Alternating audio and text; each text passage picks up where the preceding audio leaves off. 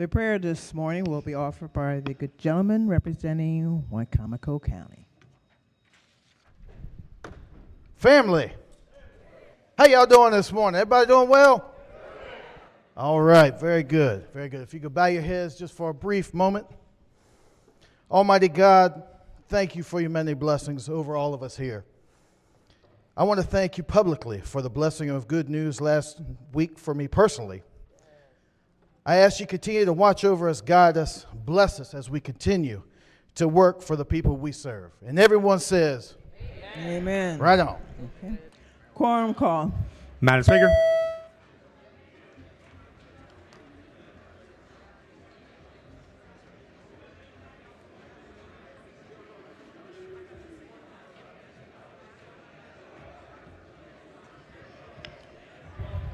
Grammar's. Has everyone recorded their presence?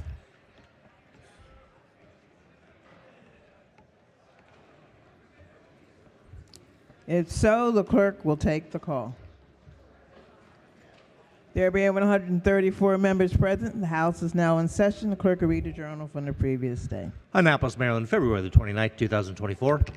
Recognizing the Deputy Majority Leader. Thank you, Madam Speaker. Move so much be considered the reading of the journal. So ordered. Petitions, memorials, and other papers. Message from the Senate. Senate bills introduced in the House. The clerk will read the bills and committee assignment. Senate Bill 417, Senator Hayes, Ways and Means. Senate Bill 449, Senator Muse, Judiciary, by order Sylvia Seeger, Chief Clerk.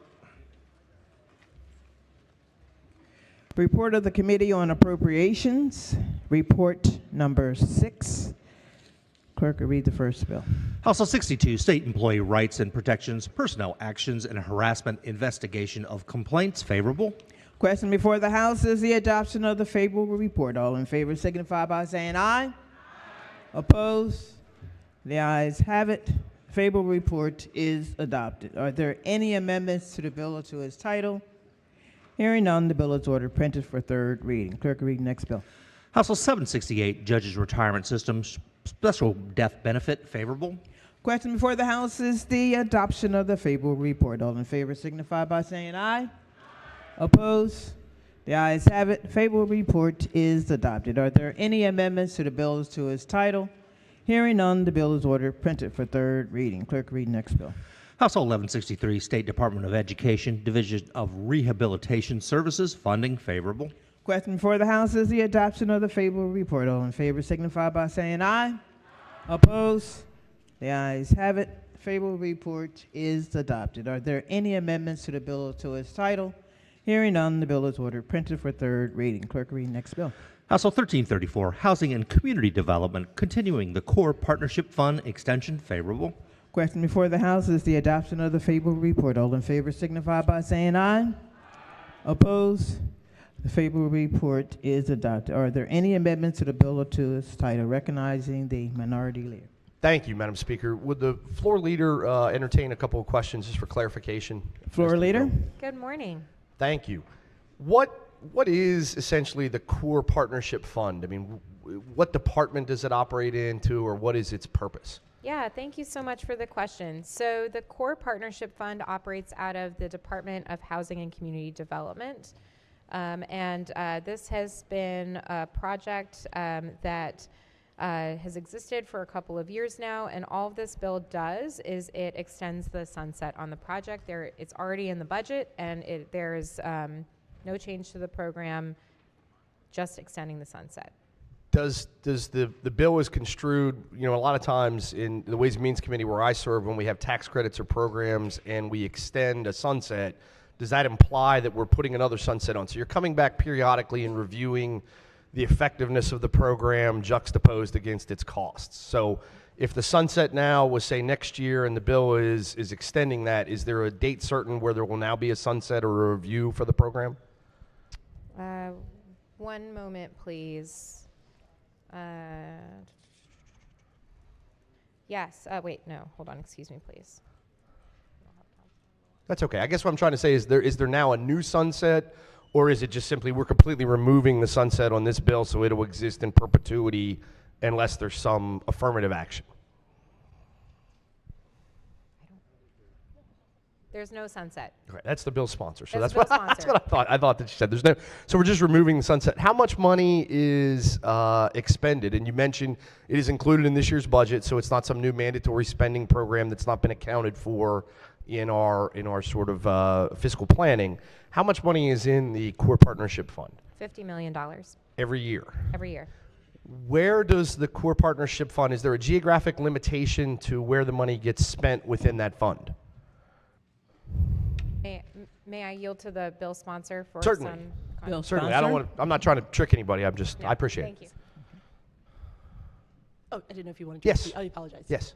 It's Baltimore City. So it's a program that only exists in Baltimore City. It's not like the Bernie program that extends for the city and several of the city's suburban, near suburban counties. It's under This the- is strictly within the boundaries of the city. Yeah, it's within the boundaries of the city as originally conceived by the Hogan administration. Right. Now I understand that's where the program is. Has it always been funded at 50 a year? No.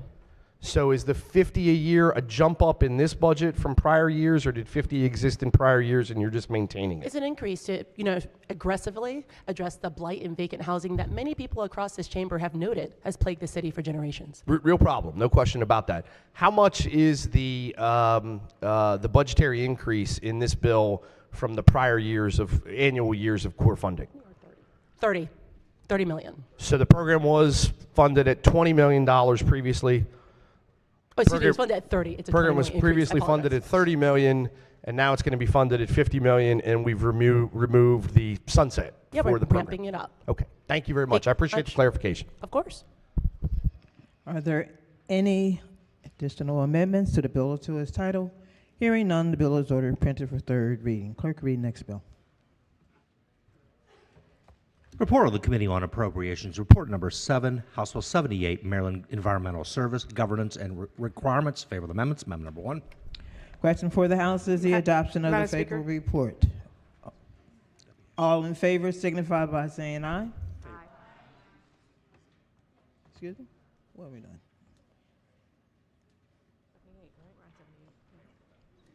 Oh, yes, rushing it. Yes, go ahead. Your Thank you, floor, Madam floor Speaker. leader, I assume. Thank you, Madam Speaker. Move so much be considered the reading of the amendments. So ordered. There are 2 amendments. Amendment 1 is technical. Amendment 2 removes provisions related to the board's quorum and changes the due dates for an audit and activities report from October 31st to November 15th. Move the amendments. Question for the House is the adoption of the amendments. All in favor signify by saying aye. Opposed? The ayes have it. The amendments have been adopted. Question now to adoption of the favorable report as amended. All in favor signify by saying aye. Opposed? The ayes have it. The favorable report is adopted. Are there any additional amendments to the bill to its title? Hearing none, the bill is ordered printed for third reading.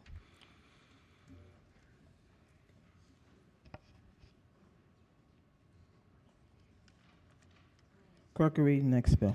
House Bill 183, Human Services Food Supplement Program Summer SNAP for Children Act. Favorable amendments. Amendment number 1. Recognizing the floor leader. Thank you, Madam Speaker. Move so much be considered the reading of the amendments. So ordered. Thank you. Amendment number 1 is technical. Amendment number 2 removes the mandated appropriation and alters the eligibility and requirements for the Human Services Career Scholarship, which the General Assembly established last year. Move the amendments, please. Question for the House is the adoption of the amendments. All in favor signify by saying aye. Opposed? The ayes have it. The amendments have been adopted. Question now is adoption of the favorable report as amended. All in favor signify by saying aye. Opposed? The ayes have it. Favorable report is adopted. Are there any additional amendments to the bill as to its title? Hearing none, the bill is ordered printed for third reading. Clerk, read next bill. House Bill 200, Community Schools Alterations. Favorable amendments. Amendment number 1. Recognizing the floor leader. Thank you, Madam Speaker. Move so much be considered the reading of the amendments. So ordered. The first amendment is technical. The second amendment restores current law on provisions related to concentrations of poverty grant funding and adds certain actions for the Director of Community Schools and Community Schools Coordinator. Move the amendments. Question for the House is the adoption of the amendments. All in favor signify by saying aye. Opposed? The ayes have it. The amendments have been adopted. Question now is adoption of the favorable report as amended. All in favor signify by saying aye. Opposed? No. The ayes have it. Favorable report is adopted. Are there any additional amendments to the bill or to its title? Recognizing the gentleman from Culver. Thank you, Madam Speaker. I just have a couple of questions on this bill for the floor leader. Floor leader. Thank you, Madam Speaker. Of course. What is a community school? A community school is a school that generally has north of 80% of the student body having a concentration of poverty. Okay, so it's still is it a public school by any other Oh, yes, name? it's a public school. But it's not separate from the public schools. It's part No. of. It's No, just- sir. It's a public school with okay, and then the bill came in one way. It looked like it was going to require the concentration of poverty grants to be spent, and then it's been changed. Does that sound about right? No, it's just actually kind of administratively changing how the funds are expended from the central kind of the local education authorities from their local like kind of headquarters to ensuring that more decisions can be made within the schools themselves. So is it making it harder for these grants to be spent, or is it creating more? It's actually making it easier. A lot of the community school coordinators are plagued with doing a lot of administrative things related to these grants. So if central headquarters can do the administrative stuff, they can get the money out to the community members more closely because they know them and they're closer to them. Okay. Would it be okay if I held this bill for one day to read it, because it looks like it's changed, and for the purposes of the honest purpose of trying to put an amendment on Sure, it? that's not a problem. I really appreciate it. Thank you so much. Move to special order this bill, Madam Speaker, to the appropriate time tomorrow.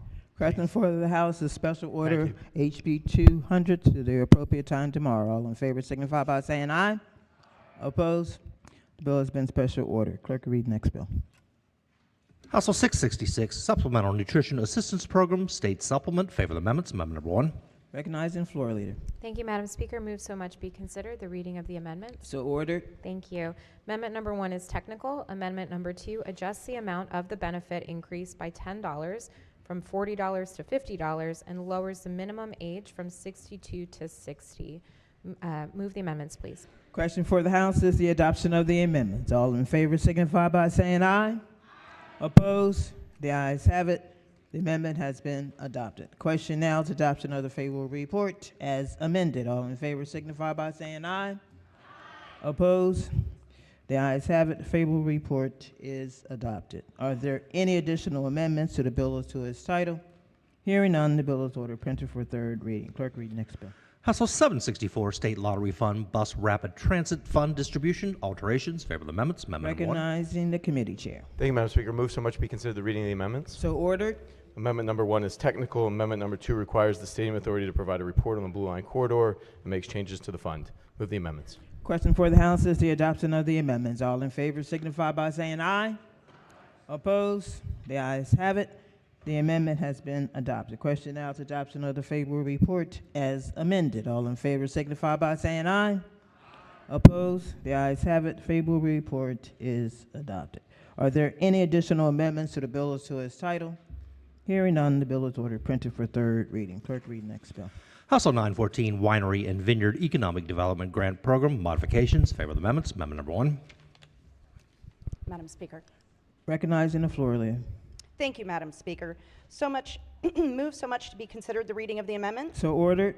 The amendment makes technical changes to the purpose paragraph. Please move the amendment. Question before the House is the adoption of the amendment. All in favor signify by saying aye. Opposed? The ayes have it. The amendment has been adopted. The question now is adoption of the favorable report as amended. All in favor signify by saying aye. Opposed? The ayes have it. Favorable report is adopted. Are there any additional amendments to the bill or to its title? Hearing none, the bill is ordered printed for third reading. Clerk will read next bill.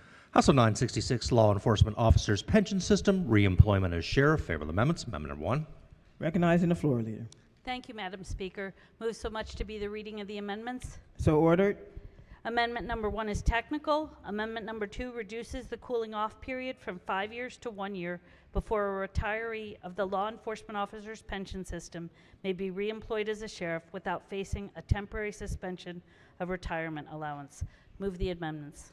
Question for the House is the adoption of the amendments. All in favor signify by saying aye. Opposed? The ayes have it. The amendments have been adopted. Question now is adoption of the favorable report as amended. All in favor signify by saying aye. Opposed? The ayes have it. Favorable report is adopted. Are there any additional amendments to the bill as to its title? Hearing none, the bill is ordered printed for third reading. Clerk, read the next bill. House Bill 1004, State Retirement and Pension System, Average Final Compensation, Compensation Adjustments. Favor of the amendments. Amendment number 1. Recognizing the floor leader. Thank you, Madam Speaker. Move so much to be the reading of the amendments. So ordered.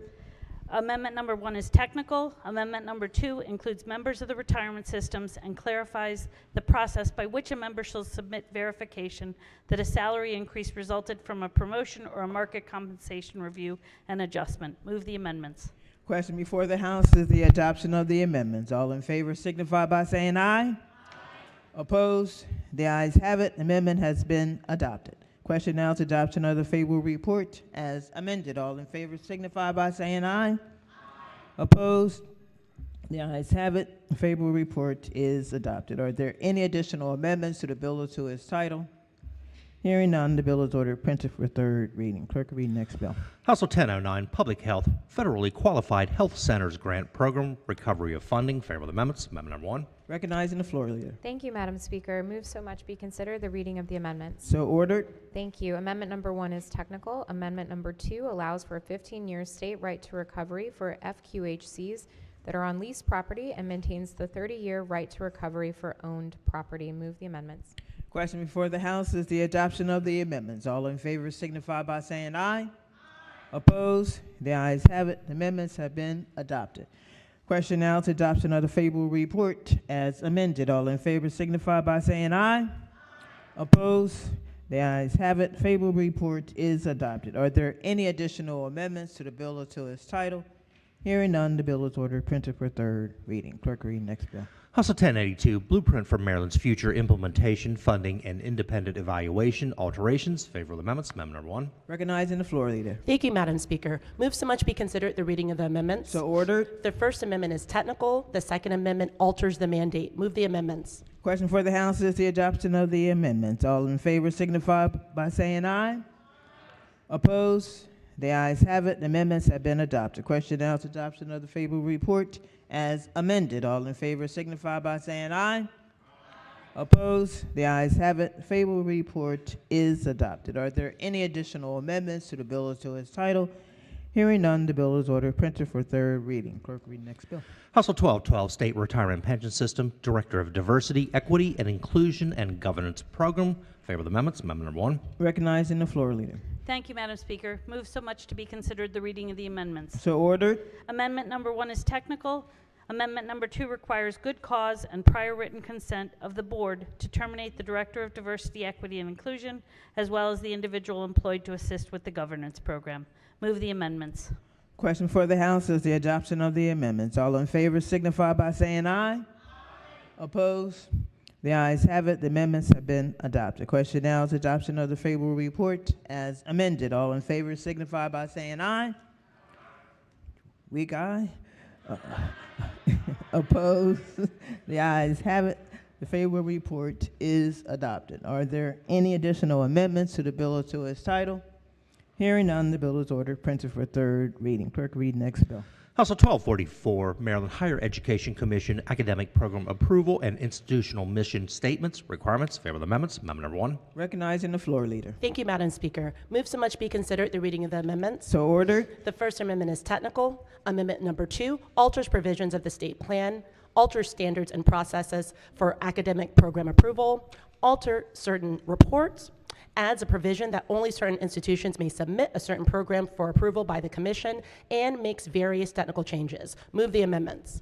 Question before the House is the adoption of the amendments. All in favor signify by saying aye. Aye. Opposed? The ayes have it. The amendments have been adopted. Question now is adoption of the favorable report as amended. All in favor signify by saying aye. Aye. Opposed? The ayes have it. Favorable report is adopted. Are there any additional amendments to the bill or to its title?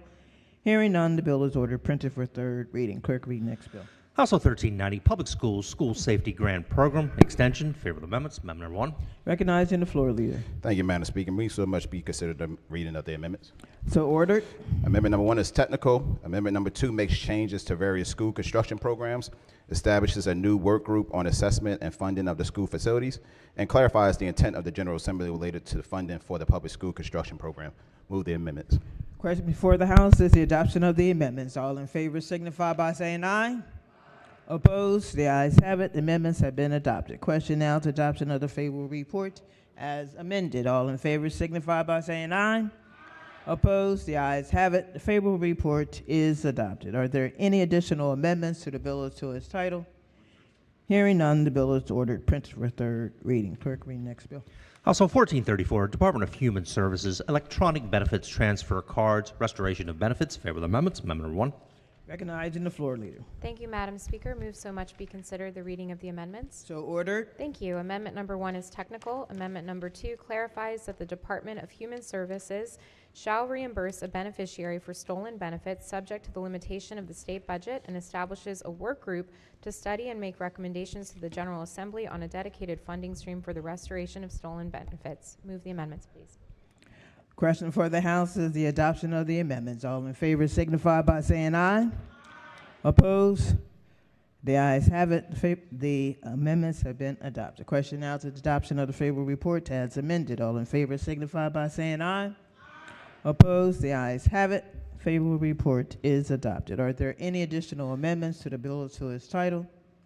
Hearing none, the bill is ordered printed for third reading. Clerk, read next bill. Report of the Committee on Economic Matters, Report number 5, House Bill 155, Maryland Energy Administration Carbon Capture Opportunity Program Establishment. Favorable amendments. Amendment number 1. Recognizing the Vice Chair of the Committee. Thank you, Madam Speaker. Move so much be considered the reading of the amendments. So ordered. Amendment number 1 limits the program to MEA's existing resources. Move the amendment. Hold on a second.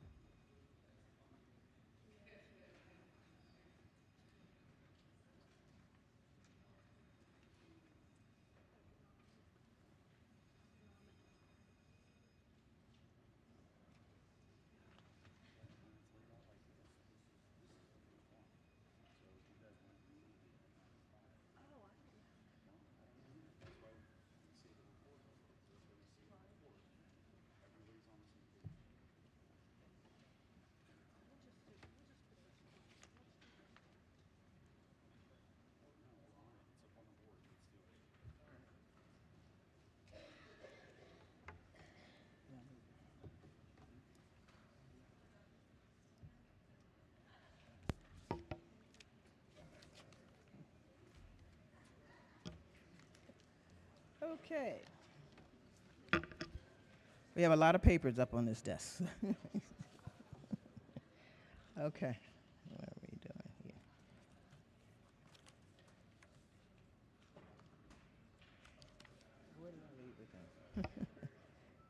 here? Okay.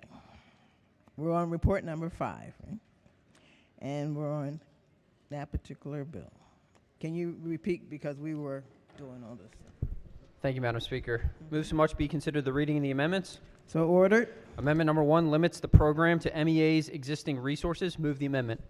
Question for the House is the adoption of the amendment. All in favor signify by saying aye. Opposed? The ayes have it. The amendments have been adopted. Question now is adoption of the favorable report as amended. All in favor signify by saying aye. Opposed? The ayes have it. Favorable report is adopted. Are there any additional amendments to the bill or to its title? Hearing none, the bill is ordered printed for third reading. Clerk, read next bill. House Bill 197, Unemployment Insurance Work Search Requirement Exemption for Federal Civilian Employees During a Federal Government Shutdown. Favorable. Question before the House is the adoption of the favorable report. All in favor signify by saying aye. Opposed? The ayes have it. The favorable report is adopted. Are there any amendments to the bill as to its title? Hearing none, the bill is ordered, printed for third reading. Clerk, read next bill. House Bill 252, Insurance Holding Companies Group Capital Calculation and Liquidity Stress Test. Favorable amendments. Amendment number 1. Recognizing the floor leader. Thank you, Madam Speaker. Move so much to be considered the reading of the amendments. So ordered. Amendment number 1 is technical. Amendment number 2 adds NAIC language on confidentiality and disclosure of certain information used in a group and capital evaluations. Move the amendments. Question for the House is the adoption of the amendments. All in favor signify by saying aye. Opposed? The ayes have it. The amendments have been adopted. The question now is adoption of the favorable report as amended. All in favor signify by saying aye. Opposed? The ayes have it. Favorable report is adopted. Are there any additional amendments to the bill as to its title? Hearing none, the bill is ordered, printed for third reading. Clerk, read next bill. House Bill 265, Insurance Producer Licensing Requirements, Education and Experience. Favorable amendments. Amendment number 1. Recognizing the floor leader. Thank you, Madam Speaker. Move so much to be considered the reading of the amendments. So ordered. Amendment number 1 is technical. Amendment number 2 excludes certain limited lines of credit insurance producers from the bill. Move the amendments. Question for the House is the adoption of the amendments. All in favor signify by saying aye. Opposed? The ayes have it. The amendments have been adopted. Question now is adoption of the favorable report as amended. All in favor signify by saying aye. Opposed? The ayes have it. Favorable report is adopted. Are there any additional amendments to the bill as to its title? Hearing none, the bill is ordered, printed for third reading. Clerk, read next bill. House Bill 709, Licensed Real Estate Brokers Branch Offices, Designation of Managers. Favorable. Question for the House is the adoption of the favorable report. All in favor signify by saying aye. Opposed? The ayes have it. Favorable report is adopted. Are there any amendments to the bill as to its title? Hearing none, the bill is ordered, printed for third reading. Clerk, read next bill. House Bill 996, Consumer Protection, Consumer Counsel, Name Change, and Other Modifications. Favorable amendments. Amendment number 1. Recognizing the floor leader. Thank you, Madam Speaker. Be so much considered the reading of the amendments. So ordered. Amendment number 1 is technical. Amendment number 2 removes the authorization for members to receive per diem compensation. Please move the amendments. Question before the House is the adoption of the amendments. All in favor signify by saying aye. Opposed? The ayes have it. The amendments have been adopted. Question now is adoption of the favorable report as amended. All in favor signify by saying aye. Opposed? The ayes have it. Favorable report is adopted. Are there any additional amendments to the bill as to its title? Hearing none, the bill is ordered, printed for third reading. Clerk, read next bill. House Bill 998, Maryland Department of Labor, Unemployment Insurance, Study on Actively Seeking Work Requirements. Favorable. Question for the House is the adoption of the favorable report. All in favor signify by saying aye. Opposed? The ayes have it. Favorable report is adopted. Are there any amendments to the bill or to its title? Hearing none, the bill is ordered, printed for third reading. Clerk, read next bill. House Bill 1273, Vehicle Laws, Manufacturers and Dealers, Delivery of Vehicles. Favorable amendments. Amendment number 1. Recognizing the floor leader. Thank you, Madam Speaker. Move so much to be considered the reading of the amendments. So ordered. Amendment 1 is technical. Amendment 2 clarifies that an order could be also electronic. Please move the amendments. Question for the House is the adoption of the amendments. All in favor signify by saying aye. Opposed? The ayes have it. The amendments have been adopted. Question now is adoption of the favorable report as amended. All in favor signify by saying aye. Opposed? The ayes have it. Favorable report is adopted. Are there any additional amendments to the bill or to its title? Hearing none, the bill is ordered, printed for third reading. Clerk, read next bill. House Bill 1302, Cosmetologist, Aesthetic Services, Definition. Favorable amendments. Amendment number 1. Recognizing the floor leader. Thank you, Madam Speaker. Move so much be considered the reading of the amendments. So ordered. As amended, House Bill 1302 alters the definition of providing aesthetic services to include specified services. The amendment strikes the application of makeup and excludes the use of laser light-based devices from the definition of hair removal in the bill. Move the amendment. Question for the House is the adoption of the amendments. All in favor signify by saying aye. Opposed? The ayes have it. The amendments have been adopted. Question now is adoption of the favorable report as amended. All in favor signify by saying aye. Opposed? The ayes have it. Favorable report is adopted. Are there any additional amendments to the bill or to its title? Recognize the gentlelady from Baltimore County. Thank you, Madam Speaker. Would the floor leader rise for a couple Floor questions, leader. please? Sure. Thank you. Good morning. Good morning. So I'm reading this bill. It looks like is it setting up a new licensing program? No. For applying eyelash extensions? What does this mean for people who do this? All this does is broaden the scope for estheticians, and it was agreed upon by the State Board of Cosmetology and estheticians to include more services, which would include exfoliation, microneedling, toning, application of alcohol, cream, lotion, astringent, or cosmetic preparation to the body or scalp, hair removal by electrical, mechanical, or any other means, applying eyelash extensions, and performing non-ablative skin rejuvenation. So people who do eyelash extensions now are not currently held to licensing requirements, is that correct? That is the understanding, which is why this bill was needed. So this will make them have to get a license? Correct. So that was my original question. Does So this create a licensing requirement for Yes, people? then, it does. Okay, so, and then also waxing.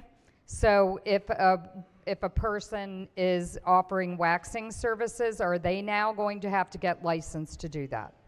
I cannot answer that question. I just explained what was covered on this. Well, it says hair removal, so I'm Well, right. So assuming. if you saw it and you read it, Well, it doesn't- you're answering your own question, is what I'm saying. Well, except for this is our opportunity to have you explain it because it came out of your committee, is my understanding. Well, which is what I was doing when I Thank was you. listing the items that are covered. Okay, but again, so this bill, as it's written, is going to say someone who currently does eyelash extensions, who is not licensed, will now have to get a license to do Yes. that.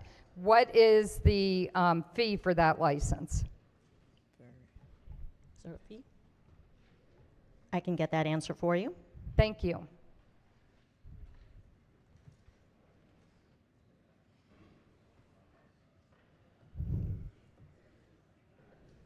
I will say that they do have to pass a practical and a written examination, and they also have to complete a registered apprenticeship program for 1,500 hours.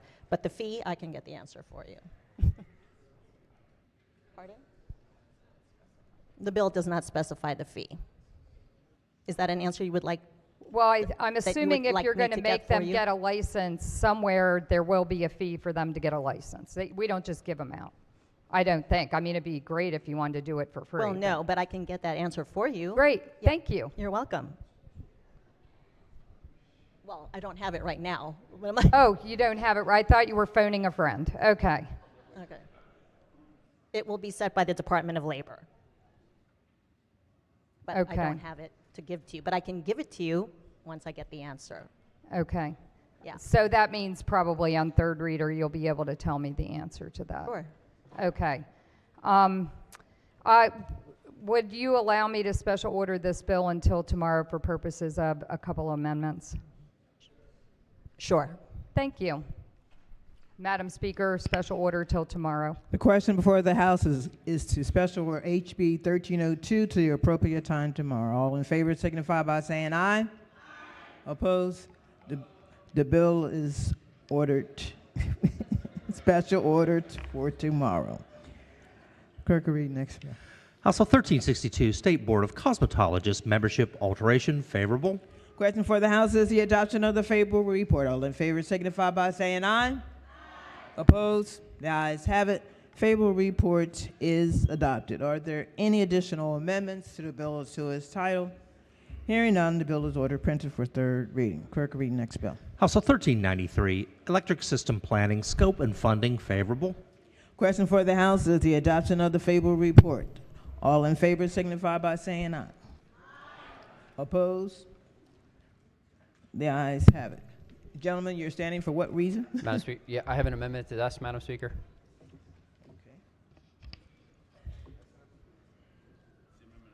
What's the amendment number? The amendment number is 139388342001. Amendment number 1.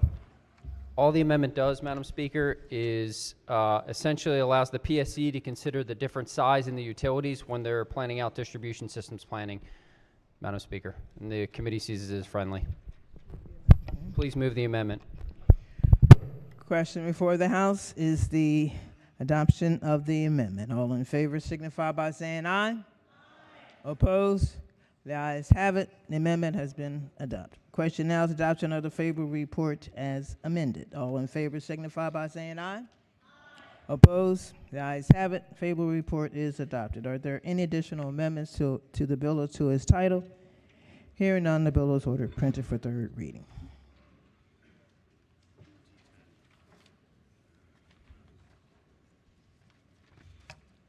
Report of the Committee on Environment and Transportation, report number 10. Clerk will read the first bill.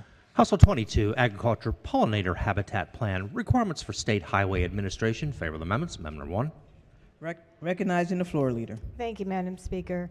Move so much be considered the reading of the amendments. So ordered. There are two amendments. The first one clarifies that the policies and procedures for developing and maintaining pollinator habitat areas along state highways is to the extent reasonable. The second provides the bill may not be interpreted to modify, limit, or interfere with state or local laws relating to weed control under certain provisions of law. Move the amendments. Question for the House is the adoption of the amendments. All in favor signify by saying aye. Opposed? The ayes have it. The amendments have been adopted. The question now is the adoption of the favorable report as amended. All in favor signify by saying aye. Opposed? The ayes have it. Favorable report is adopted. Are there any additional amendments to the bill or to its title? Hearing none, the bill is ordered printed for third reading. Clerk will read next bill. House Bill 225, Smart Growth Subcabinet, Membership and Duties. Favorable amendments. Amendment number 1. Recognizing the floor leader. Thank you, Madam Speaker. Move so much be considered the reading of the amendments. So ordered. Amendment number 1 is technical, and amendment number 2 conforms the bill to the Senate amendments. Move the amendments. Question before the House is the adoption of the amendment. All in favor signify by saying aye. Opposed? The ayes have it. The amendments have been adopted. Question now is adoption of the favorable report as amended. All in favor signify by saying aye. Opposed? The ayes have it. The favorable report is adopted. Are there any additional amendments to the bill or to its title? Hearing none, the bill is ordered printed for third reading. Clerk will read next bill. House Bill 481, Natural Resources Antlerless Deer Hunting Programs, authorization. Favorable. The question before the House is the adoption of the favorable report. All in favor signify by saying aye. Opposed? The ayes have it. Favorable report is adopted. Are there any amendments to the bill or to its title? Hearing none, the bill is ordered printed for third reading. Clerk, read next bill. House Bill 613, Natural Resources Recreational Catching of Oysters or Clams, requirements. Favorable amendments. Amendment number 1. Recognizing the floor leader. Thank you, Madam Speaker. Move so much be considered the reading of the amendments. So ordered. HB 613 as amended repeals and modifies existing provisions authorizing recreational catching of oysters and clams and establishes a recreational oyster license available only to state residents. The committee amendments require DNR to use a portion as determined by DNR of the license application fee to replenish public fishery oyster bars by planting shell and juvenile oysters. Move the amendments. Question before the House is the adoption of the amendments. All in favor signify by saying aye. Opposed? The ayes have it. The amendments have been adopted. Question now is adoption of the favorable report as amended. All in favor signify by saying aye. Opposed? The ayes have it. Favorable report is adopted. Are there any additional amendments to the bill or to its title? Hearing none, the bill is ordered printed for third reading. Clerk, read next bill. House Bill 860, Housing and Community Development Community Action Boards. Favorable. Question before the House is the adoption of the favorable report. All in favor signify by saying aye. Opposed? The ayes have it. The favorable report is adopted. Are there any amendments to the bill or to its title? Hearing none, the bill is ordered printed for third reading. Clerk, read next bill. House Bill 873, Appraisal Gap from Historic Red Lighting Financial Assistance Program, alterations. Favorable. Question for the House is the adoption of the favorable report. All in favor signify by saying aye. Opposed? The ayes have it. The favorable report is adopted. Are there any amendments to the bill or to its title? Hearing none, the bill is ordered printed for third reading. Clerk, read next bill. House Bill 891, Seed Community Development Anchor Institution Fund, alterations. Favorable. Question before the House is the adoption of the favorable report. All in favor signify by saying aye. Opposed? The ayes have it. The favorable report is adopted. Are there any amendments to the bill or to its title? Hearing none, the bill is ordered printed for third reading. Clerk, read next bill. House Bill 918, State Treasurer Membership Responsibilities. Favorable amendments. Amendment number 1. Recognizing the floor, Vice Chair of the Committee. Thank you, Madam Speaker. Be so much consider the reading of the amendment. So ordered. Thank you, Madam Speaker. As amended, the bill removes the state treasurer from membership in 1, the Board of Trustees of the Maryland Agricultural Land Preservation Foundation, 2, the Maryland Commission on Climate Change, and 3, the Co-Smart Council in the Maryland Department of Natural Resources. In addition, the bill adds the comptroller of the comptroller or the comptroller's designee as a member of the Maryland Commission on Climate Change and the Coastal Smart Council. Amendment number 1 makes technical changes, and amendment number 2 alters the membership responsibilities of the state treasurer and comptroller. Move the amendments. Question for the House is the adoption of the amendments. All in favor signify by saying aye. Opposed? The ayes have it. The amendments have been adopted. Question now is adoption of the favorable report as amended. All in favor signify by saying aye. Opposed? The ayes have it. Favorable report is adopted. Are there any additional amendments to the bill or to its title? Hearing none, the bill is ordered, printed for third reading. Clerk, read next bill. House Bill 929, Agriculture Nuisance Insects, favorable. Question for the House is the adoption of the favorable report. All in favor signify by saying aye. Opposed? The ayes have it. Favorable report is adopted. Are there any amendments to the bill or to its title? Hearing none, the bill is ordered, printed for third reading. Clerk, read next bill. House Bill 1097, State Board of Veterinary Medical Examiners, Veterinary Technicians, and Veterinary Assistants. Favorable amendments. Amendment number 1. Recognizing the Vice Chair of the Committee. Thank you, Madam Speaker. Be so much consider the reading of the amendments. So ordered. Thank you, Madam Speaker. As amended, the bill codifies the veterinary care tasks that may be performed by a registered veterinarian technician or veterinarian assistant. The bill also requires the State Board of Veterinary Medical Examiners to develop by regulation an alternative pathway for currently employed veterinarian assistants to become veterinary technicians. The alternative pathway must be available for employed veterinary assistants only until September 30th of 2027. Amendment number 1 adds co-sponsors and makes technical changes. Amendment number 2 alters definitions and clarifies the tasks and procedures that may be performed by a veterinarian technician or veterinarian assistant, including the level of supervision that is required to perform the task and procedures. Move the amendments. Question for the House is the adoption of the amendments. All in favor signify by saying aye. Opposed? The ayes have it. The amendments have been adopted. Question now to adoption of the favorable report as amended. All in favor signify by saying aye. Opposed? The ayes have it. Favorable report is adopted. Are there any additional amendments to the bill or to its title? Hearing none, the bill is ordered, printed for third reading. Report of the Committee on Environment and Transportation.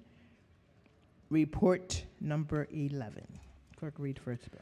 House Bill 477, Landlord-tenant Residential Leases and Holdover Tenancies, Local Just Cause Termination Provisions. Favorable amendments. Amendment number 1.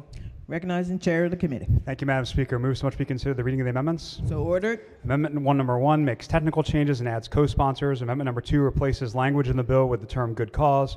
Applies the bill only to landlords that own 6 or more residential units in a county that has enacted the local good cause law or ordinances, exempts owner-occupied rental units from the bill. Amendments limit counties that enact local good cause laws or ordinances to specified grounds, and also modify and adds to the existing list of grounds. The amendments require that a landlord consistently enforce substantive breaches of a lease under the local good cause laws or ordinances. And lastly, the amendments make organizational changes to properly present substantive good cause grounds as requirements instead of in the definitions in the bill. Move the amendments. Question for the House is the adoption of the amendments. All in favor signify by saying aye. Opposed? The ayes have it. The amendments have been adopted. Question now to adoption of the favorable report as amended. All in favor signify by saying aye. Opposed? The ayes have it. Favorable report is adopted. Chairman wants to say something else? Thank you, Madam Speaker. I have an amendment at the desk. Amendment number 413320/1. Amendment number 1. This amendment makes a small change in the bill, striking 6 months and substituting 1 month. Move the amendment. Question for the House is the adoption of the amendment. All in favor signify by saying aye. Opposed? The ayes have it. Are there any additional amendments to the bill or to its title? Madam Speaker. Recognizing the gentleman from Baltimore County. Thank you, Madam Speaker. I have some questions about this bill. Would it be okay if we held this until the appropriate time tomorrow? Chairman? Yep, happy to take a special order to the appropriate time tomorrow. Thank you. Move to special order until the appropriate time tomorrow. Question for the House is the adoption of HB 477, special order HB 477 to the appropriate time tomorrow. All in favor signify by saying aye. Opposed? The bill will be special ordered for tomorrow. Clerk will read next bill. House Bill 501, Charter Counties, Enforcement of Local Laws, favorable. Question before the House is the adoption of the favorable report. All in favor signify by saying aye. Opposed? The ayes have it. Favorable report is adopted. Are there any amendments to the bill or to its title? Hearing none, the bill is ordered printed for third reading. Clerk, read next bill. House Bill 512, Natural Resources, Fish and Fisheries, Reporting Requirements, favorable amendments. Amendment number 1. Recognizing the floor leader. Thank you, Madam Speaker. Move so much be the consideration of reading of the amendments. So ordered. House Bill 12 as amended will require persons engaged in the business of packing or dealing in any fish resource under the jurisdiction of DNR and persons licensed by DNR to catch fish to submit required reports in accordance with regulations adopted by DNR rather than on forms as required by the Department of Natural Resources. The committee amendments apply the reporting process to holders of recreational fishing licenses. Move the amendments. Question for the House is the adoption of the amendments. All in favor signify by saying aye. Opposed? The ayes have it. Amendments have been adopted. Question now is adoption of the favorable report as amended. All in favor signify by saying aye. Opposed? The ayes have it. Favorable report is adopted. Are there any additional amendments to the bill to its title? Hearing none, the bill is ordered printed for third reading. Clerk, read next bill. House Bill 807, Natural Resources, Submerged Aquatic Vegetation Surveys, favorable amendments. Amendment number 1. Recognizing the floor leader. Thank you, Madam Speaker. Move so much be considered the reading of the amendments. So ordered. As amended, HB 807 alters the definition of aerial survey for purposes of surveying submerged aquatic vegetation, SAV, to include alternate surveys that, 1, encompass the distribution of SAVs in the Chesapeake Bay, the Atlantic coastal bays, or both, and use a methodology approved by the Chesapeake Bay program, and 2, are approved by DNR. Committee amendments 1, require alternate surveys to use a methodology approved by the Chesapeake Bay program. 2, strike the inclusion of observed SAV in the updated definitions of SAV protection zones. 3, extend the due date for a required report. And 4, add sponsors. Move the amendment. Question for the House is the adoption of the amendments. All in favor signify by saying aye. Opposed? The ayes have it. The favorable report is adopted. Are there any additional amendments to the bill or to its title? Hearing none, the bill is ordered printed for third reading. Clerk, read next bill. House Bill 928, Washington County Procurement Vehicles, favorable. Question for the House is the adoption of the favorable report. All in favor signify by saying aye. Opposed? The ayes have it. Favorable report is adopted. Are there any amendments to the bill or to its title? Hearing none, the bill is ordered printed for third reading. Clerk, read next bill. House Bill 976, Somerset County Fire Companies Appropriations, favorable. Question for the House is the adoption of the favorable report. All in favor signify by saying aye. Opposed? The ayes have it. Favorable report is adopted. Are there any amendments to the bill or to its title? Hearing none, the bill is ordered printed for third reading. Clerk, read next bill. House Bill 977, Somerset County Sale of Property, Revels Neck Road, favorable. Question for the House is the adoption of the favorable report. All in favor signify by saying aye.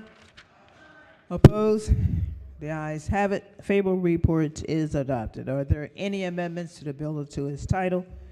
Hearing none, the bill is ordered printed for third reading. Clerk, read next bill. House Bill 992, Environment Delegated Authorities Well and Septic Program Permits, favorable.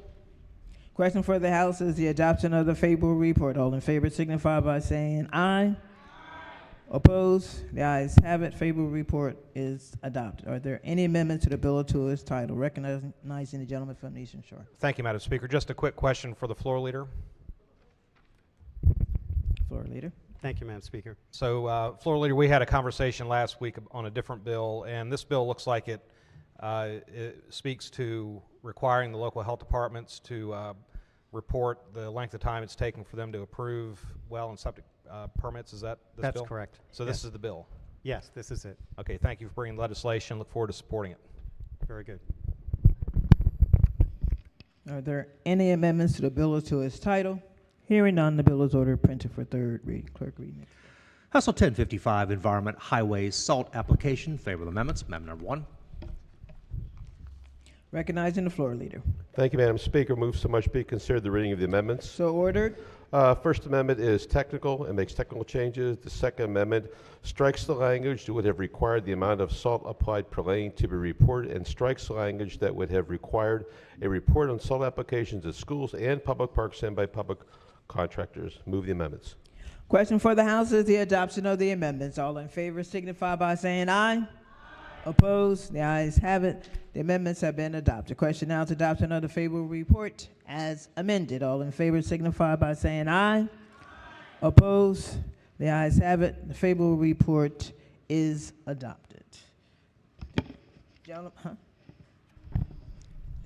Recognizing the gentleman from Anne Arundel. Thank you, Madam Speaker. I just have a few questions for the floor leader on this. Floor leader. Hi, Stu. Hey, good morning. How are you, buddy? How's basketball? Yeah, thank you. Good. Thanks for asking. See a couple things in here regarding the determination of salt. What is not already in statute? What is this changing? What does this law do? Basically, there's a database.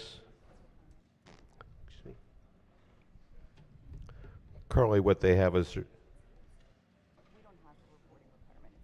there's no reporting requirement currently. No reporting requirement currently. Okay, so I see here on page 2 that it talks about by July 1st, there's a report that's due. How are they going to calculate the salt applied per lane mile? Is there a calculation for that? The language has been stricken from the bill.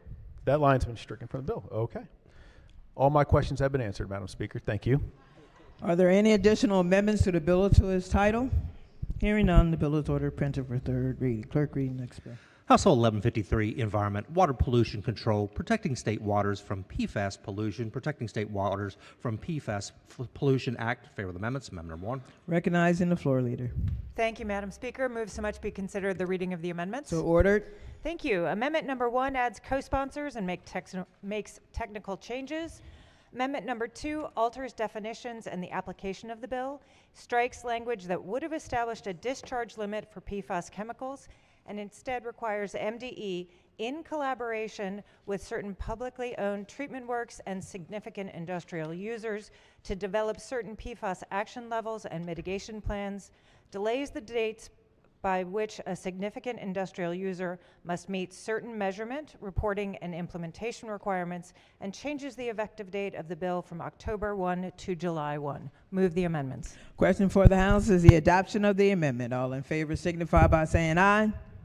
Opposed? The ayes have it. The amendment has been adopted. Question now is adoption of the favorable report as amended. All in favor signify by saying aye.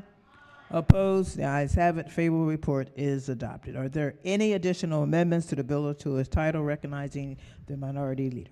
Thank you, Madam Speaker. I just had an inquiry to the floor leader. You discussed if she's permitted to rise with respect to that. I appreciate it. Floor leader. Thank you, Madam Speaker. Thank you. So you just went through a fairly extensive list of amendments. One of them, I thought you said that you struck the provision of the bill that set my language, a human threshold, a parts per million, or however it's scientifically calculated threshold for PFAS materials in water sources. Is that accurate, largely? In the discharge from significant industrial users, correct. Okay. We did not set a limit in statute. Okay. And is there some level, as happens in many of these cases, PFAS obviously is not something that is localized to Maryland. It's a worldwide chemical component, certainly national throughout the United States. Every place has these chemicals. That's why they're called forever chemicals to a certain extent. Is there a national standard, federal standard for those type of discharges, or the level in which you can safely utilize or operate in this space? So the EPA has not set a discharge limit for significant industrial users to discharge into publicly owned treatment works. What the EPA has set is a limit for drinking water, and that is 4 parts per trillion. So we obviously follow that, and that can be measured at the source. When you say drinking water, is that measured at the source from which a community or an individual derives its drinking water, or is that gone out and measured like actually at the tap, so to speak? At the source. And so these discharges that you're talking about then would not be into drinking water sources, because if they were, we would have a standard, an EPA standard that says, hey, we can go out and measure it at the drinking water source.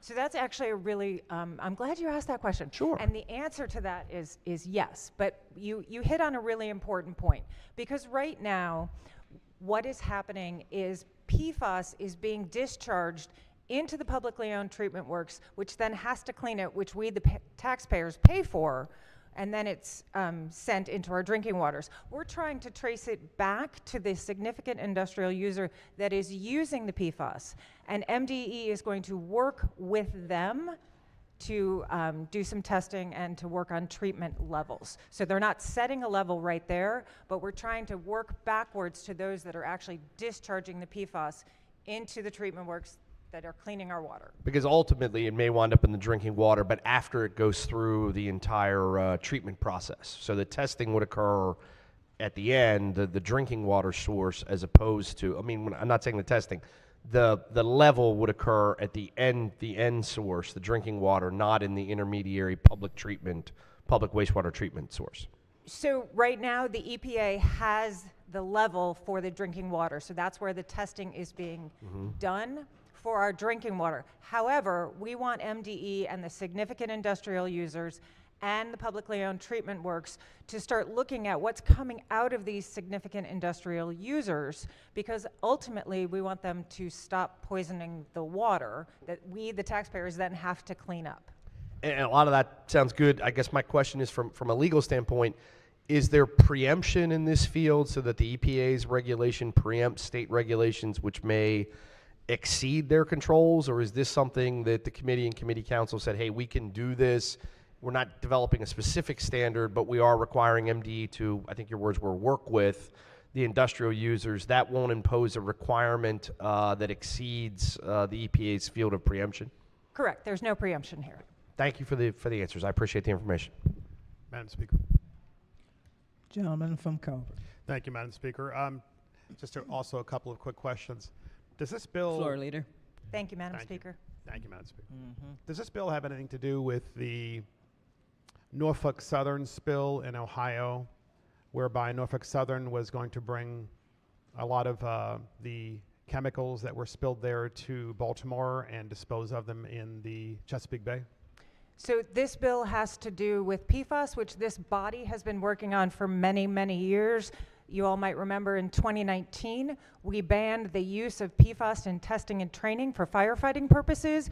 And just to remind the body, PFAS is a class of chemicals that has been proven toxic. It causes reproductive problems. It causes all sorts of cancer problems. It causes a whole host of other significant problems. Then a couple years later, we passed the George Walter Taylor Act. That's not what I asked, though. What I asked was, because it says in the bill... I'm sorry, I was not finished speaking. So we passed the George Walter Taylor Act to address PFAS in firefighting foam, food packaging, and rugs and carpeting. So it's not directly related to what you were asking, but insofar as there is PFAS in our significant industrial users, then that's what the bill applies to. So I'm not sure if they were bringing the PFAS into the significant industrial users. I don't think so. I don't think that's how that worked. So the answer is no. Well, it says here authorizing, the bill was amended pretty significantly. It says authorizing a certain significant industrial user to dispose of stored PFAS chemicals in a certain matter. That sure sounds like Norfolk Southern. So significant industrial user is a defined term in the bill. And a significant industrial user, for example, is someone who discharges an average of 25,000 gallons per day or more of processed wastewater to a publicly owned treatment works. It contributes processed wastewater that makes up 5% or more of the average dry weather, hydraulic, or organic capacity and more. So that's not Norfolk Southern. Well, Norfolk Southern was going to transport the chemicals to a wastewater treatment plant in Baltimore. So it could be them, actually. And by the way, for the record, on PFAS, I agree with you. I mean, we have an issue in a naval base in Calvert County, whereby back in the 40s, when they were testing PFAS at the naval base in Calvert County, it has contaminated the groundwater in some areas.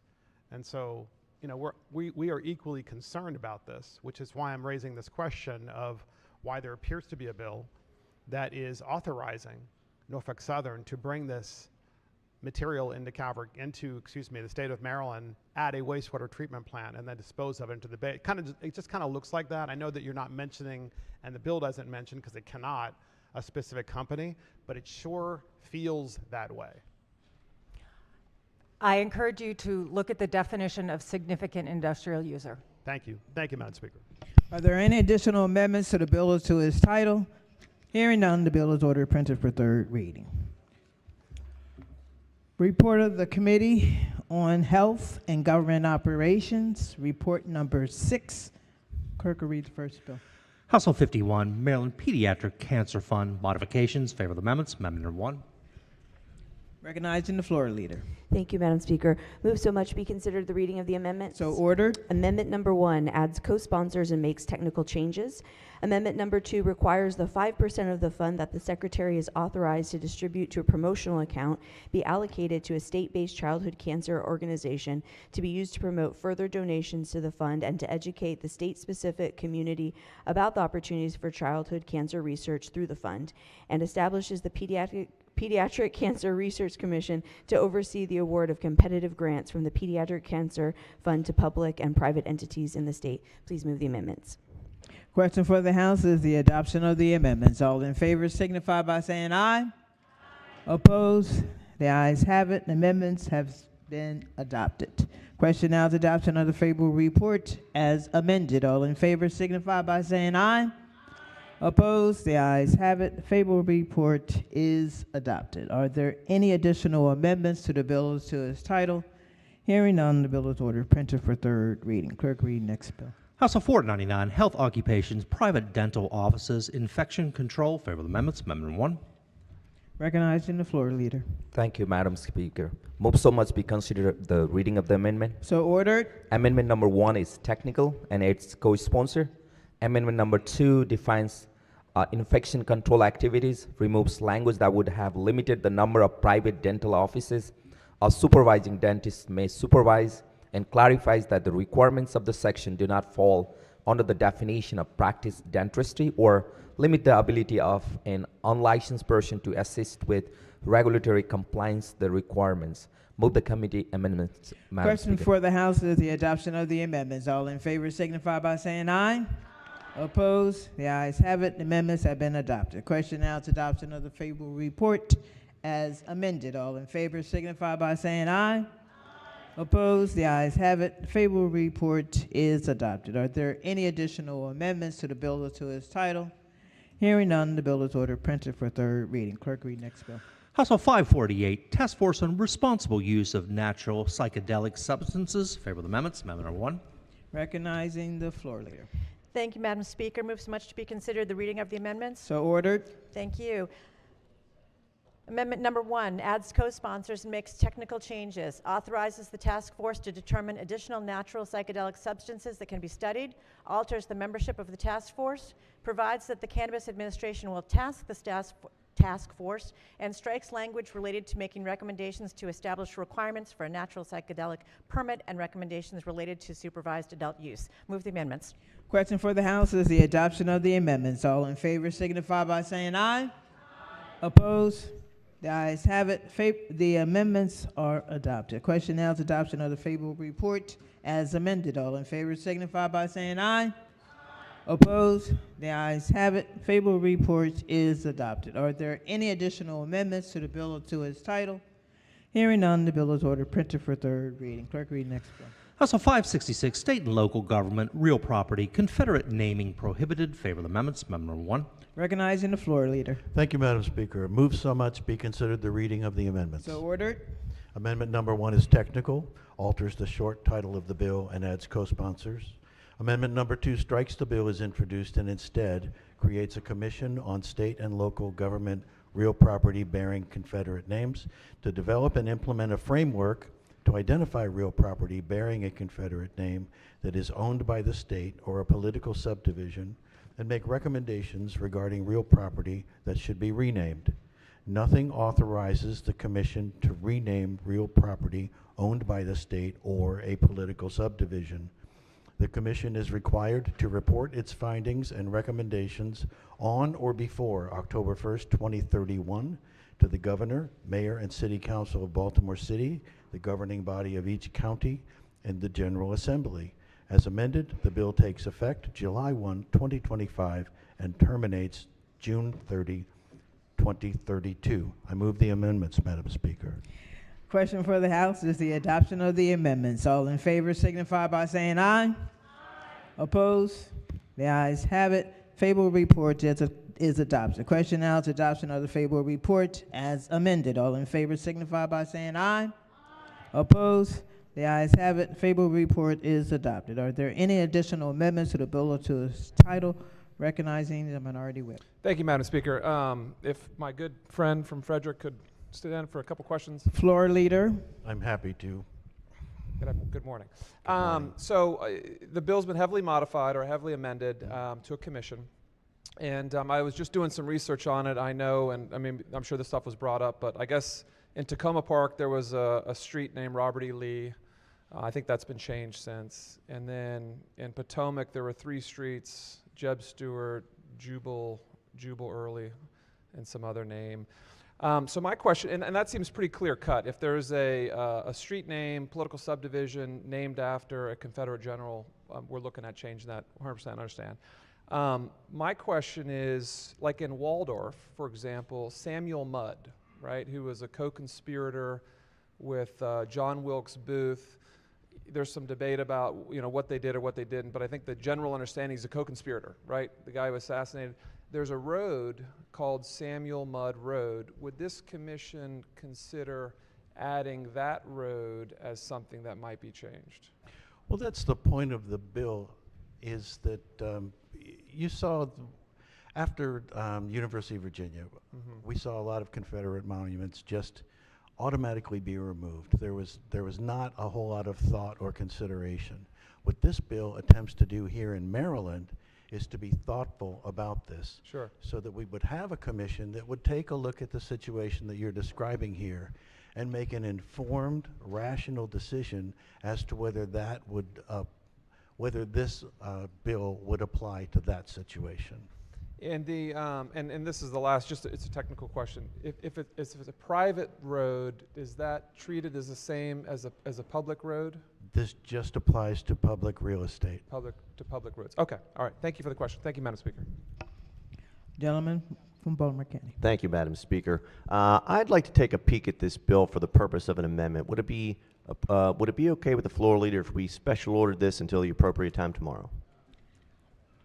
I'm happy to do that, Delegate. Thank you, Madam Speaker. The question before the House is to special order HB 566 to the appropriate time tomorrow. All in favor signify by saying aye. Opposed? The bill has been special ordered for the appropriate time tomorrow. Clerk, read next bill. House Bill 594, legal advertisement or legal notice, publication in newspaper or newspaper in general circulation, digital newspapers. Favorable amendments. Amendment number 1.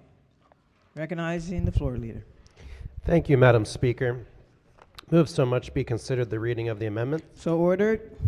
Amendment number 1 is technical and alters the short title.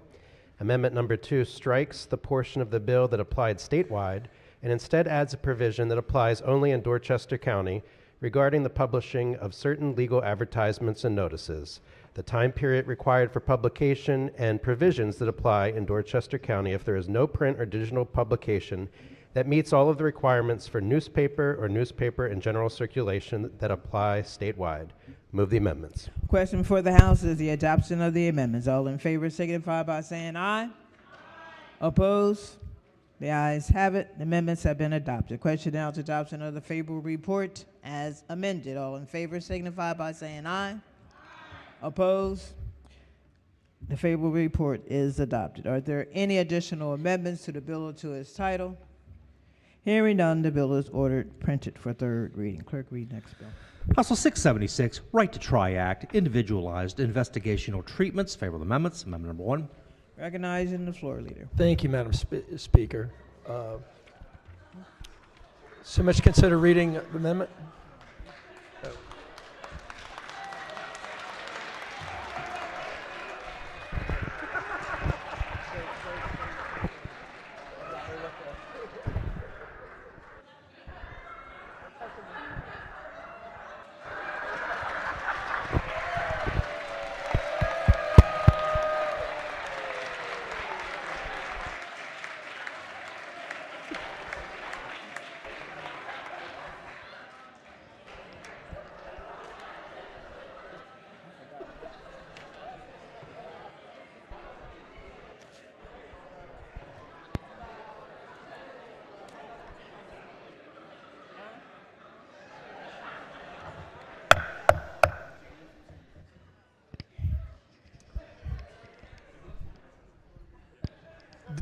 Don't worry, we've all been there. Floor leader. So consider reading of the amendment, Madam Speaker. Amendment number 1 adds sponsors. Amendment number 2 requires written and document used for informed consent to include alternative procedures and courses of treatment, any reasonable foreseeable side effects, risk, or patient discomfort, in a statement describing to the extent the confidentiality of the record that identifies the patient will be maintained. Move the amendment, Madam Speaker. Thank you. Question for the House is the adoption of the amendments. All in favor signify by saying aye. Opposed? The ayes have it. Amendment has been adopted. The question now is adoption of the favorable report as amended. All in favor signify by saying aye. Opposed? The ayes have it. Favorable report is adopted. Are there any additional amendments to the bill or to its title? Hearing none, the bill is ordered printed for third reading. Clerk, read next bill. House Bill 726, Pharmacy Benefits Managers, Definition of Purchasers, and Alteration of Application of Law. Favorable amendments. Amendment number 1. Recognizing the floor leader. Thank you, Madam Speaker. Move so much be considered the reading of the amendment. So ordered. Amendment number 1 adds sponsors. Amendment number 2 strikes provision of the bill regarding pharmacy and therapeutics committees. Move the amendments. Question for the House is the adoption of the amendments. All in favor signify by saying aye. Opposed? The ayes have it. The amendments have been adopted. Question now is adoption of the favorable reports as amended. All in favor signify by saying aye. Opposed? The ayes have it. Favorable report is adopted. Are there any additional amendments to the bill or to its title? Hearing none, the bill is ordered printed for third reading. Clerk, read next bill. House Bill 829, Public Health Service Sector Employees Mental Health First Aid Training. Favorable amendments. Amendment number 1. Recognizing the floor leader. Thank you, Madam Speaker. Move so much be considered the reading of the amendment. So ordered. Amendment number 1 adds co-sponsors and makes technical changes. Amendment number 2 changes references to mental health first aid to mental health awareness and skill building throughout the bill. Move the amendments. Question for the House is the adoption of the amendments. All in favor signify by saying aye. Opposed? The ayes have it. The amendment has been adopted. Question now is adoption of the favorable report as amended. All in favor signify by saying aye. Opposed? The ayes have it. Favorable report is adopted. Are there any additional amendments to the bill or to its title? Hearing none, the bill is ordered printed for third reading. Report of the Committee on Health and Government Operations. Report number 7. Clerk, read the first bill. House Bill 879, Health Benefits Plans, Calculation of Cost Sharing, Contribution, Requirements, and Prohibitions. Favorable amendments. Amendment number 1. Recognizing the Vice Chair of the Committee. Thank you, Madam Speaker. Move so much be considered the reading of the amendments. So ordered. Amendment number 1 adds sponsors, makes technical changes, and strikes the preamble. Amendment number 2 requires discounts, financial assistance payments, product vouchers, and other out-of-pocket expenses made by or on behalf of an insured to be included in the calculation for the insured's cost-sharing responsibility for prescription drugs that are covered by the insured health benefit plan and do not have a generic equivalent unless the insured originally obtained coverage for the drug through prior authorization, step therapy, or an exception or appeal. The amendment also requires a person, and a person refers to not a person but an entity, like a company, who provides an insured with discounts, financial assistance, voucher of out-of-pocket expenses, to notify the insured of the maximum dollar amount and the expiration date of the assistance, and provides that the violation of this provision is a violation of the Consumer Protection Act. Move the amendments, please. Question before the House is the adoption of the amendments. All in favor signify by saying aye. Opposed? The ayes have it. The amendments have been adopted. Question now is adoption of the favorable report as amended. All in favor signify by saying aye. Opposed? The ayes have it. Favorable report is adopted. Are there any additional amendments to the bill or to its title? Hearing none, the bill is ordered printed for third reading. Clerk, read next bill. House Bill 894, Procurement, Government of the People's Republic of China, Prohibition. Favorable amendments. Amendment number 1. Recognizing the floor leader. Thank you, Madam Speaker. Move so much to be considered reading the amendment. So ordered. Thank you, Madam Speaker. Amendment number 1 is technical, alters the short title of the bill, and adds co-sponsors. Amendment number 2, rather than prohibiting procurement from entities owned by the Chinese government as amended, the bill would prohibit procurement from any entity owned, operated, or controlled by the government of a country subject to an embargo under the International Traffic in Arms Regulation, and adds language abrogating the act if the federal government enacts a law that no longer authorizes states to adopt and enforce these provisions. Move the amendments. Question for the House is the adoption of the amendments. All in favor signify by saying aye. Opposed? The ayes have it. The amendments have been adopted. Question now is adoption of the favorable report as amended. All in favor signify by saying aye. Opposed? The ayes have it. Favorable report is adopted. Are there any additional amendments to the bill or to its title? Hearing none, the bill is ordered printed for third reading. Clerk, read next bill. House Bill 959, Health Occupations, Certified Dialysis Technicians, Continuing Education Requirements. Favorable amendments. Amendment number 1. Recognizing the floor leader. Thank you, Madam Speaker. Move so much be considered the reading of the amendments. So ordered. Thank you, Madam Speaker. Amendment number 1 adds co-sponsors. Amendment number 2 alters the effective date of the bill from July 1 to June 1. Please move the amendments. Question for the House is the adoption of the amendments. All in favor signify by saying aye. Opposed? The ayes have it. The amendment has been adopted. Question now is adoption of the favorable report as amended. All in favor signify by saying aye. Opposed? The ayes have it. Favorable report is adopted. Are there any additional amendments to the bill or to its title? Hearing none, the bill is ordered printed for third reading. Clerk, read next bill. House Bill 1053, State Board of Nursing, Executive Director Qualifications Study. Favorable amendments. Amendment number 1. Recognizing the floor leader. Morning, Madam Speaker. Move so much be considered the reading of the amendments. So ordered. Amendment number 1 is technical, alters the short title of the bill and adds co-sponsors. Amendment number 2, rather than requiring a study, the bill repeals the requirement that the Executive Director of the State Board of Nursing is a registered nurse and specifies that the bill takes effect July 1st, 2025. Move the amendment. Question for the House is the adoption of the amendments. All in favor signify by saying aye. Opposed? The ayes have it. The amendments have been adopted. Question now is adoption of the favorable report as amended. All in favor signify by saying aye. Opposed? The ayes have it. The favorable report is adopted. Are there any additional amendments to the bill or to its title? Hearing none, the bill is ordered printed for third reading. Clerk, read next bill. House Bill 1134, Hospitals and Related Institutions, Residential Treatment Centers, Accreditation. Favorable.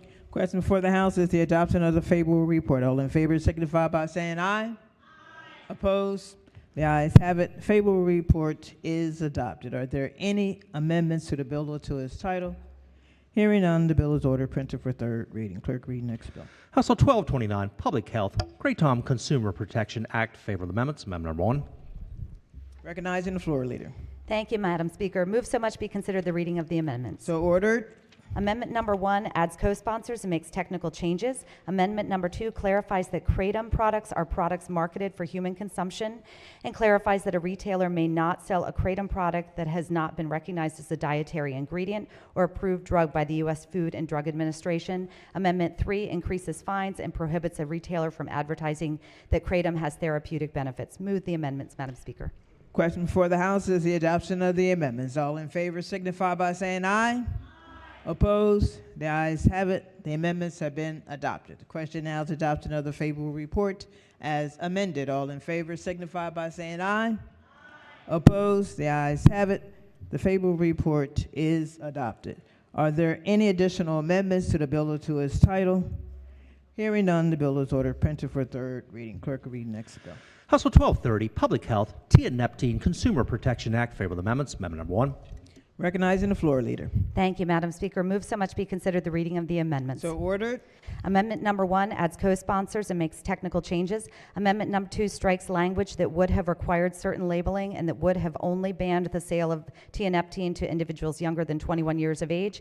Increases the penalty for a retailer that violates the provisions of the bill from $500 to $5,000 and strikes language in the bill related to advertising tianeptine products to minors. Move the amendments, Madam Speaker. Question for the House is the adoption of the amendments. All in favor signify by saying aye. Opposed? The ayes have it. The amendments have been adopted. Question now is adoption of the favorable report as amended. All in favor signify by saying aye. Opposed? The ayes have it. Favorable report is adopted. Are there any additional amendments to the bill or to its title? Hearing none, the bill is ordered printed for third reading. Report of the Committee on Ways and Means, report number 8. Clerk will read the first bill. House Bill 86, Public and Non-Public Schools, Auto-Injectable Epinephrine and Bronchodilators, Use Availability, Training, and Policies. Favorable amendments. Amendment number 1. Recognizing the floor leader. Thank you, Madam Speaker. So much be considered the reading of the amendments. So ordered. Amendment number 1 is technical. Amendment number 2 strikes provisions of the bill related to the administration of epinephrine, alters the policies adopted by county boards of education to require specific training on the administration of bronchodilators and that bronchodilators be stocked in public schools, and expands immunity for the good faith administration of bronchodilators to certain healthcare providers. Move the amendments. Question for the House is the adoption of the amendments. All in favor signify by saying aye. Opposed? The ayes have it. The amendments have been adopted. Question now is adoption of the favorable report as amended. All in favor signify by saying aye. Opposed? The ayes have it. Favorable report is adopted. Are there any additional amendments to the bill or to its title? Hearing none, the bill is ordered printed for third reading. Clerk will read next bill.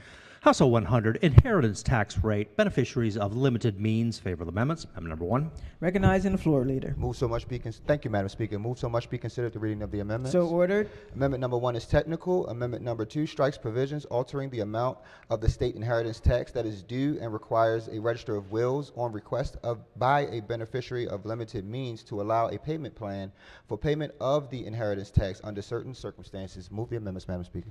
Question for the House is the adoption of the amendments. All in favor signify by saying aye.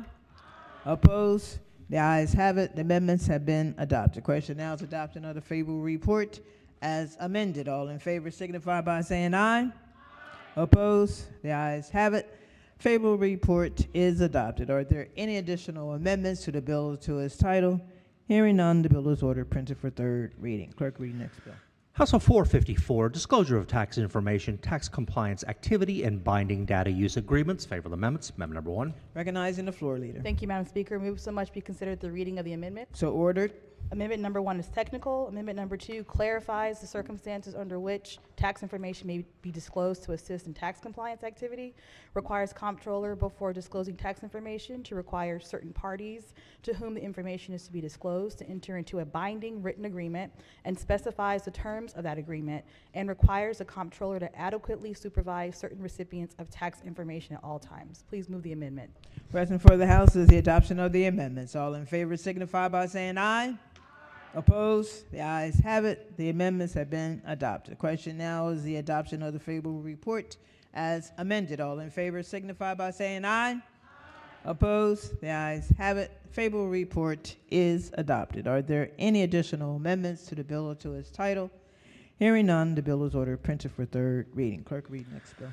House Bill 471, Election Law, Post-Election Procedures. Favorable amendments. Amendment number 1. Recognizing the floor leader.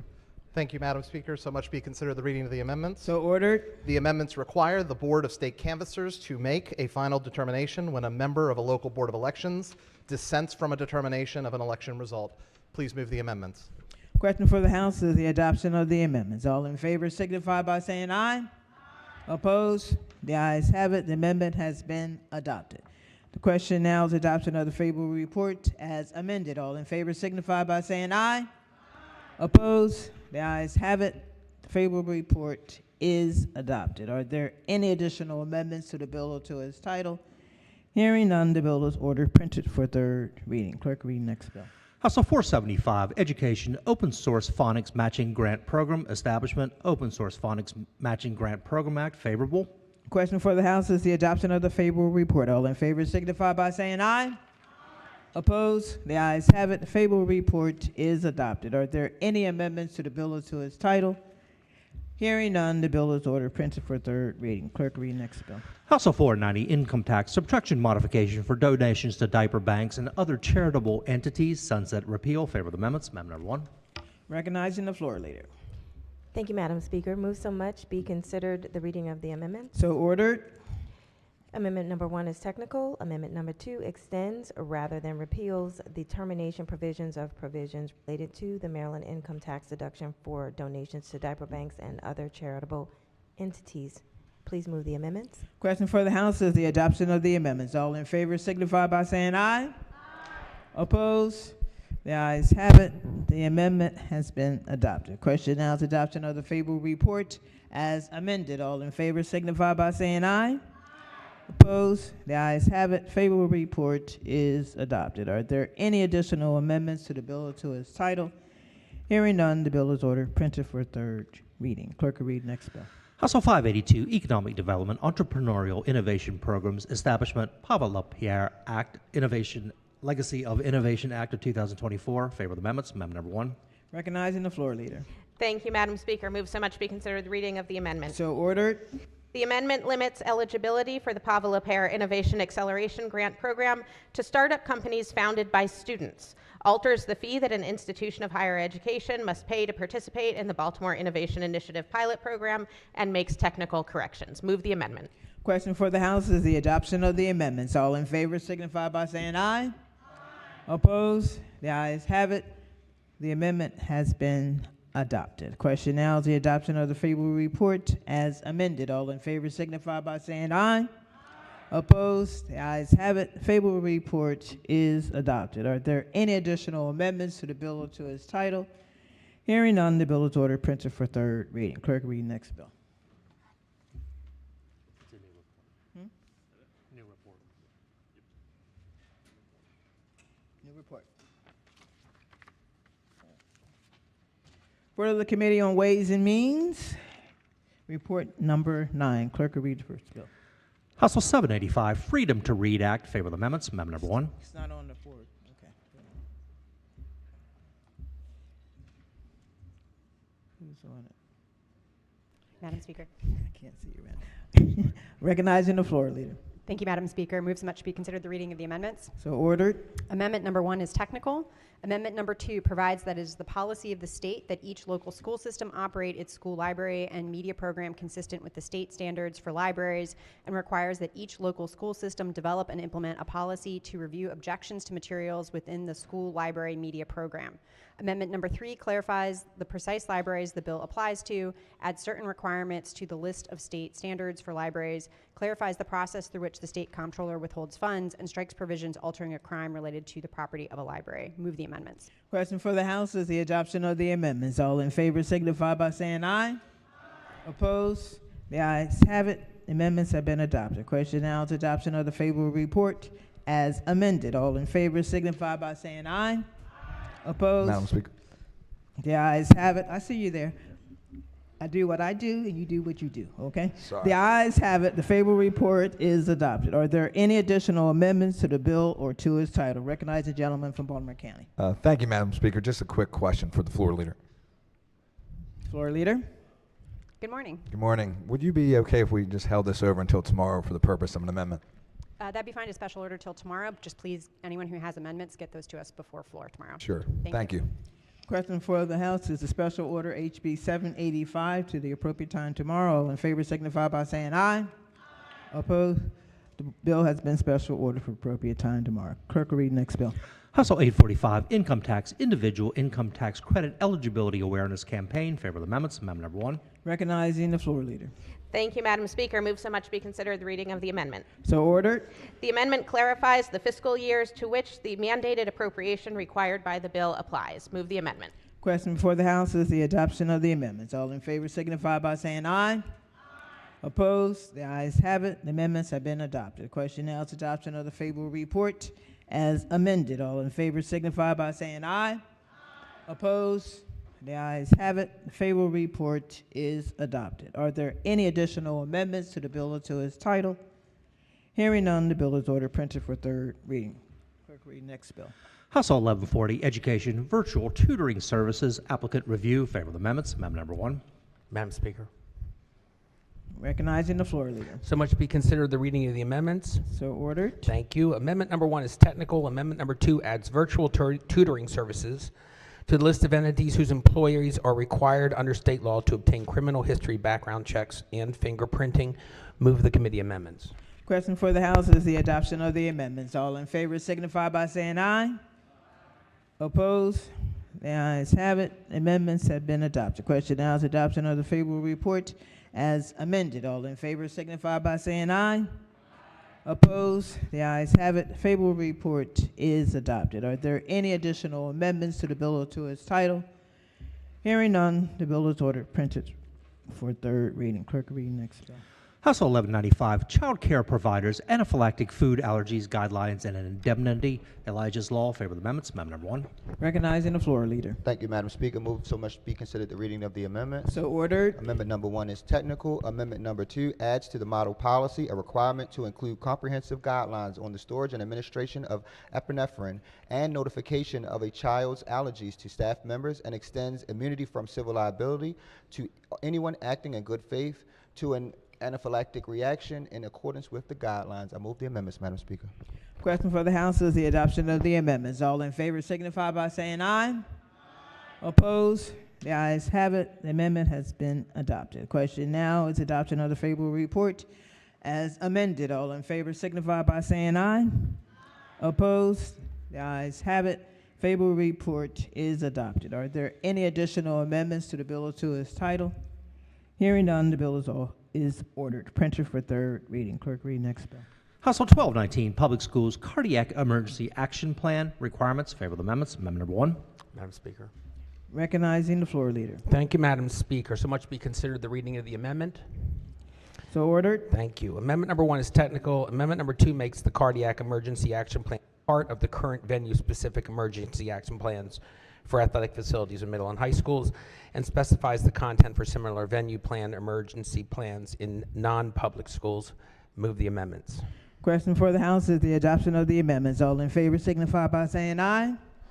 Opposed? The ayes have it. The amendment has been adopted. Question now to adoption of favorable report as amended. All in favor signify by saying aye. Opposed? The ayes have it. Favorable report is adopted. Are there any additional amendments to the bill or to its title? Floor leader. Thank you, Madam Speaker. So much be considered the reading of the amendment. So ordered. The amendment adds the requirement that a cardiac arrest plan be part of a non-public school emergency plan. Move the amendment. Oh, sorry. Yeah, we're on that. Hopefully it's there. Amendment 953623/1. Amendment number 1. So much be considered the reading of the amendment. So ordered. Thank you. The amendment adds the requirement that a cardiac arrest plan be part of a non-public school emergency plan. Move the amendment. The question for the House is the adoption of the amendment. All in favor signify by saying aye. Opposed? The ayes have it. The amendment has been adopted. Are there any additional amendments to the bill or to its title? Hearing none, the bill is ordered printed for third reading.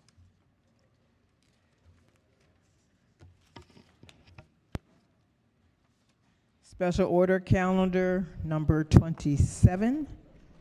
Clerk will read the bill. House Bill 805, Cannabis Licensee Locations Restrictions. Favorable report is amended and adopted. Madam Speaker. Recognizing the maker of the special order. Thank you, Madam Speaker. I have an amendment at the desk. It is amendment number 723-726/1. Amendment number 1. Move so much be considered the reading of the amendment. So ordered. Thank you. This amendment puts a prohibition on cannabis businesses from being within 100 feet of an area zoned for residential use. Many of us have historic districts and patterns of development where commercial and residential zones run up against each other. Many areas are also planned for mixed use, like for walkable communities with a mixture of restaurants, retail, commercial, and residential. Unlike traditional commercial development, including liquor stores, cannabis dispensaries may have a limited capacity, resulting in lines that may present unintended consequences for neighbors. To prevent this, the amendment would establish a buffer zone of 100 feet of areas that are zoned for residential use. Madam Speaker, I move the amendment. Question for the House. Chairman of the committee. Thank you, Madam Speaker. On the amendment. On the amendment. Colleagues, I would ask that we resist this amendment, and I know that this has been a discussion point for some time. I want to make a few things clear. Currently, as amended, the bill is 500 feet. An establishment has to be at least 500 feet from any pre-existing school, licensed daycare, registered child care, home care, playground, rec center, library, public park, and place of worship. So all that to say, it's very limiting on where you can actually put these things. Two, these are multi-million-dollar establishments. This is not a smoke shop. This is not a liquor store. The investments that are made in order to get these things up and running are very costly. And I want to be clear about the licensing process, because I do think there are some misgivings here with the way the licensing process goes is once you are picked out of the lottery, if you're one of the lucky ones, you get a conditional license that does not give you an ability to grow, process, or sell. After that, they have to go ahead and complete a supplemental application, which is a comprehensive criminal and financial background check, as well as a forensic audit. Then the Cannabis Administration assists in locating sites. Before a site is even given, before someone's given a license, the site must be approved by the local zoning board. So the localities do have a say in where these things go. This is not somebody that's going to walk around and demand to go in certain areas. In addition, they have to have a final inspection and a final approval before they're even allowed to sell and operate. In order to do that, it has to be agreed upon by the counties. The reason we put these in there is because we did not want individuals basically being zoned out of a county, which it seems certain individuals were trying to do as of this bill. So I want to understand this is a very lawful and regulated industry. And the goal was that it be no more onerous than your current liquor store zoning. So in your county, if that's how your liquor stores are currently zoned, then you'll be fine. This is unnecessary. But what we're trying to do is make sure there are actually places for this legitimate business to operate. So the county's already going to have a large say in where it goes. They have to give them approval. We just didn't want the counties getting in the way of this. So, and I guess I'm trying to grasp on what you're saying about being just 100 feet from a residential area. So you're saying in a commercial, because it has to be in a commercial area. Right. It's not going to be in a residential area.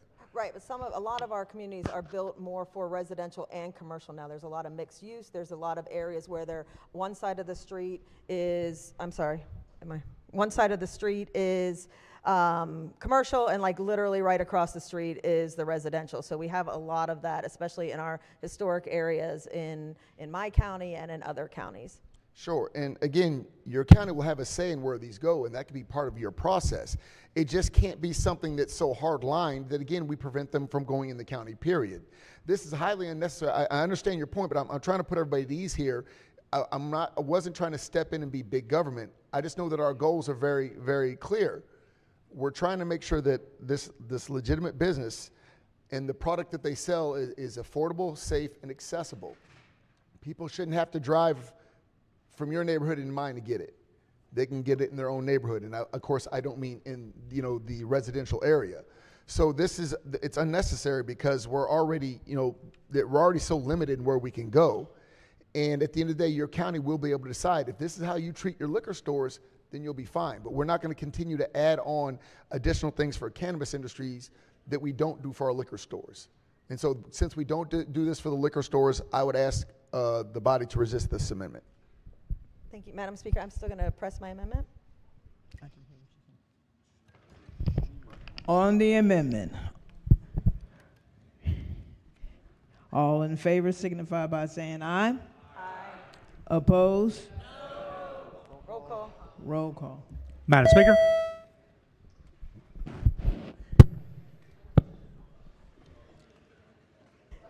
Are there more in the lounge?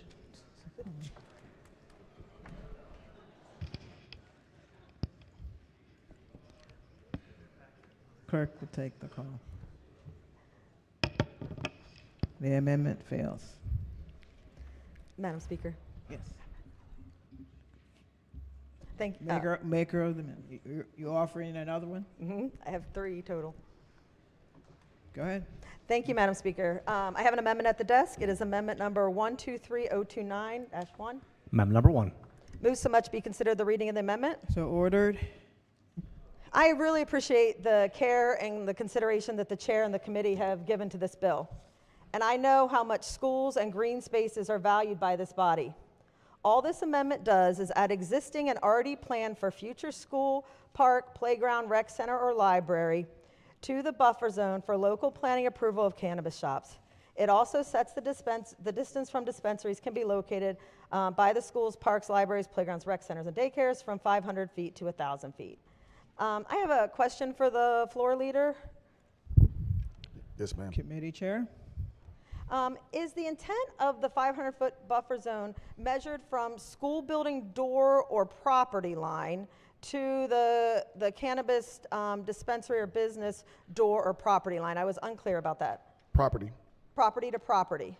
Okay, thank you. And the reasoning behind adding the places of worship to the list of exclusions that you added? This was just, after discussing with people, it was just something that we accepted. We're trying to get these in the communities. We want to make sure that they're not around, places that people generally don't want them to be around, and places of worship came up. Okay, thank you for that. Colleagues, schools are the foundation of our communities. Across the state, there are existing lots that are already owned by the county or boards of education that have been designated a future school site. They are deliberately planned cornerstones of the community, and we are all very familiar with the struggles that counties face, especially fiscally, when they need to get a new school built to meet the capacity demands and to literally give every student a seat. This is especially true with the demands of the blueprint to add pre-K classrooms, and as we try to accelerate affordable housing in areas that have schools that are already over capacity. So I want you to think about the communities in your district. In Prince George's County, in Howard, Baltimore, how many of you have every school and park that are in your comprehensive plans or CIP plans built? Or do you have critically needed schools or parks that are already designated lots owned by the school system or county, but there's just not the capital funding for a $50 million elementary school or starting at around $150 to $160 million high school? These are educational facility master plans that go 10 years out in our schools, and the county CIP and comprehensive plans, they are all public knowledge. If a cannabis store were built too close to a planned school or park, it is very difficult and expensive for the county or school system to pivot or change. So, Madam Speaker, I would move the amendment again, you have already planned sites for schools that are in for future development. They are in current plans. We need to protect those sites because it would be very, very expensive to have to purchase or move them if a facility did move in too close to them. Okay. Chairman? Colleagues, I would again ask you to resist this amendment. It's I guess, I'm not going to say that it's spurious, it's unnecessary. Because it says in a pre-existing primary secondary school in the state. That includes those that are planned. Like you said, if this is in the plans in the works, then it's already in the law, and it's unnecessary. So you are, okay, I would be clear then, that would be great. You are a pre-existing school, park, anything that is already in their CIP or already in their plan, even though it's not built out, you are considering that to be a pre-existing. Correct. Okay, wonderful. Thank you. Then I would just ask for the 1,000 feet buffer. I know, I understand from our previous conversation, sir, how you feel about that, but I would ask for that, thankfully. But I appreciate you clarifying the other issue up. I was very concerned about that. And colleagues, again, we've done extensive research when 1,000 feet is a little under a quarter of a mile.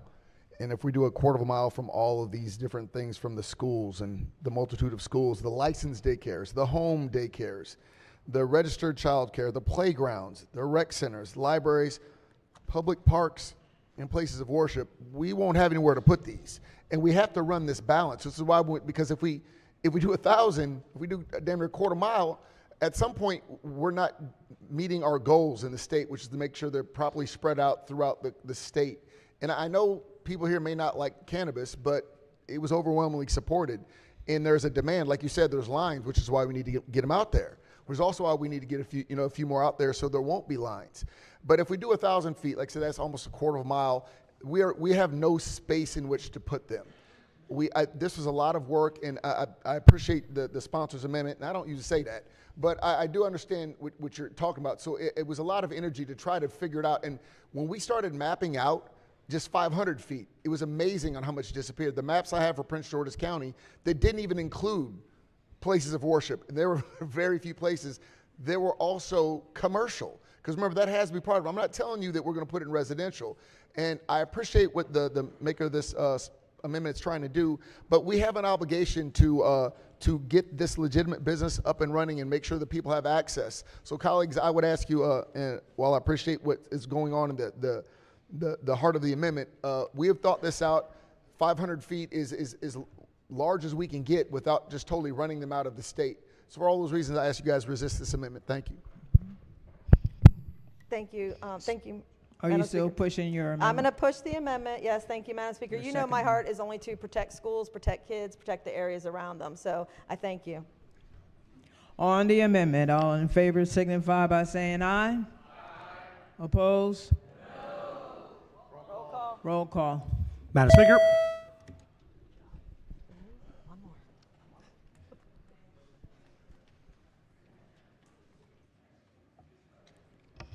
Has everyone recorded their vote?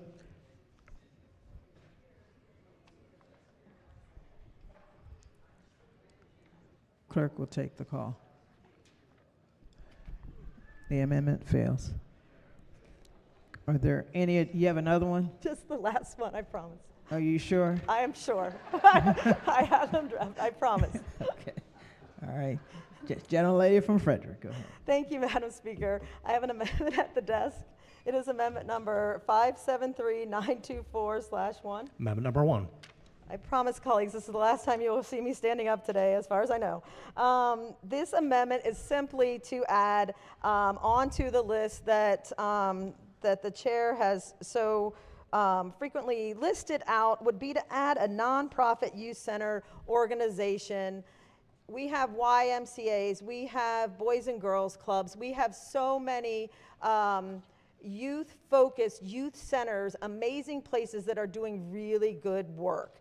And I would say that they, and a lot of communities already recognize them as far as doing their community service, that they are part of the whole fabric as far as schools and daycare. A lot of them do the before and after school care. So I would like to add them to the list, and I move the amendment. Committee Chair. Thank you, Madam Speaker. Colleagues, and again, I appreciate what the maker of the amendment, but it's superfluous, because we literally say playground, rec center, so it's hitting one of those two. I mean, it's a recreational center, so it's already in there. So the YMCA, the rec center. It's not like a Those are rec Parks and Rec centers. sponsored. No, this is not a government. That's why I didn't say government. Okay. It's a rec center, recreational center. Okay. All right. Well, then you've answered my questions on that. I won't Thank you push the very amendment. much. Thank you. Is the gentlelady pushing her amendment? I will not. I will. That's a not? Not. Okay. Thank you. Any additional amendments to the bill to its title? Hearing none, the bill is ordered printed for third reading. She withdrew. Clerk will read the next special order. Special order counter number 28, House Bill 1196, electricity offshore wind projects alterations. House Bill 1296, electricity offshore wind projects alterations. Favorable report is amended, adopted. Recognize the maker of the amendment. Thank you, Madam Speaker. I have an amendment at the desk, amendment number 163-8241. Amendment number 1. I'm sure many of you are thinking, here we are talking about wind energy, and that same guy standing up, he's probably going to be talking about the whales. Well, as the only delegate that represents the Maryland coast, somebody has to have a voice for the whales. So you're right. So much be considered the reading of the amendment. So ordered. This amendment would simply be a one-year moratorium on any construction and seabed floor scanning using acoustic sensoring technology. Basically, a lot of what's happening, there's discussion that this could be messing with the biosonar of our whales. So, and every time we talk, the information only gets more convincing that there's got to be correlation. The number of whale deaths keeps increasing. A report here from NOAA says from 2016 to 2024, humpback whale unusual mortality event along the Atlantic coast. And this is only for humpback whales. This doesn't include the dolphins. This doesn't include other varieties of whales. But the unusual mortality event was declared in April 2017. And there's some startling numbers. If you look in Massachusetts, 42 whale deaths. Humpback only, Rhode Island, 10. New York, 45. New Jersey, 29. Maryland, 5. Virginia, 31. North Carolina, 28. Now remember, we only have a little bit more than 10 miles of beach in Maryland. Now, why is this 2016 to 24 significant? Well, here is a report from U.S. Energy Information Administration, August 14th, 2015. The first offshore wind farm in the United States begins construction. So in 2015, we start construction. 2016, we start having problems. Is that not a correlation? Here's another article. Four whales die in 4 days. Wind farms creating death zone at sea, says ex-Greenpeace boss. So what's Greenpeace? It's an organization that exposes global environmental problems that are essential to a green, just, and joyful future. They're words we've heard before. Green, just, and joyful. So I'm not making this stuff up, folks. Here we are, January 16th, another whale death, humpback whale off Azteec. A few weeks later, another one. So 2024, 2 whale deaths in Maryland. Because the delegate said to me, I want to hear about Maryland. Two whale deaths, 2 weeks off Azteec's coast right here in Maryland.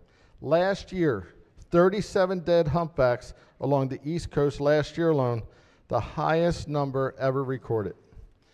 So folks, I understand this is an important agenda item for many of you, but we can't do it at the expense of the marine life. I mean, we're just talking here statistics on humpback whales. It goes much further. The dolphins, the right whales, it doesn't end.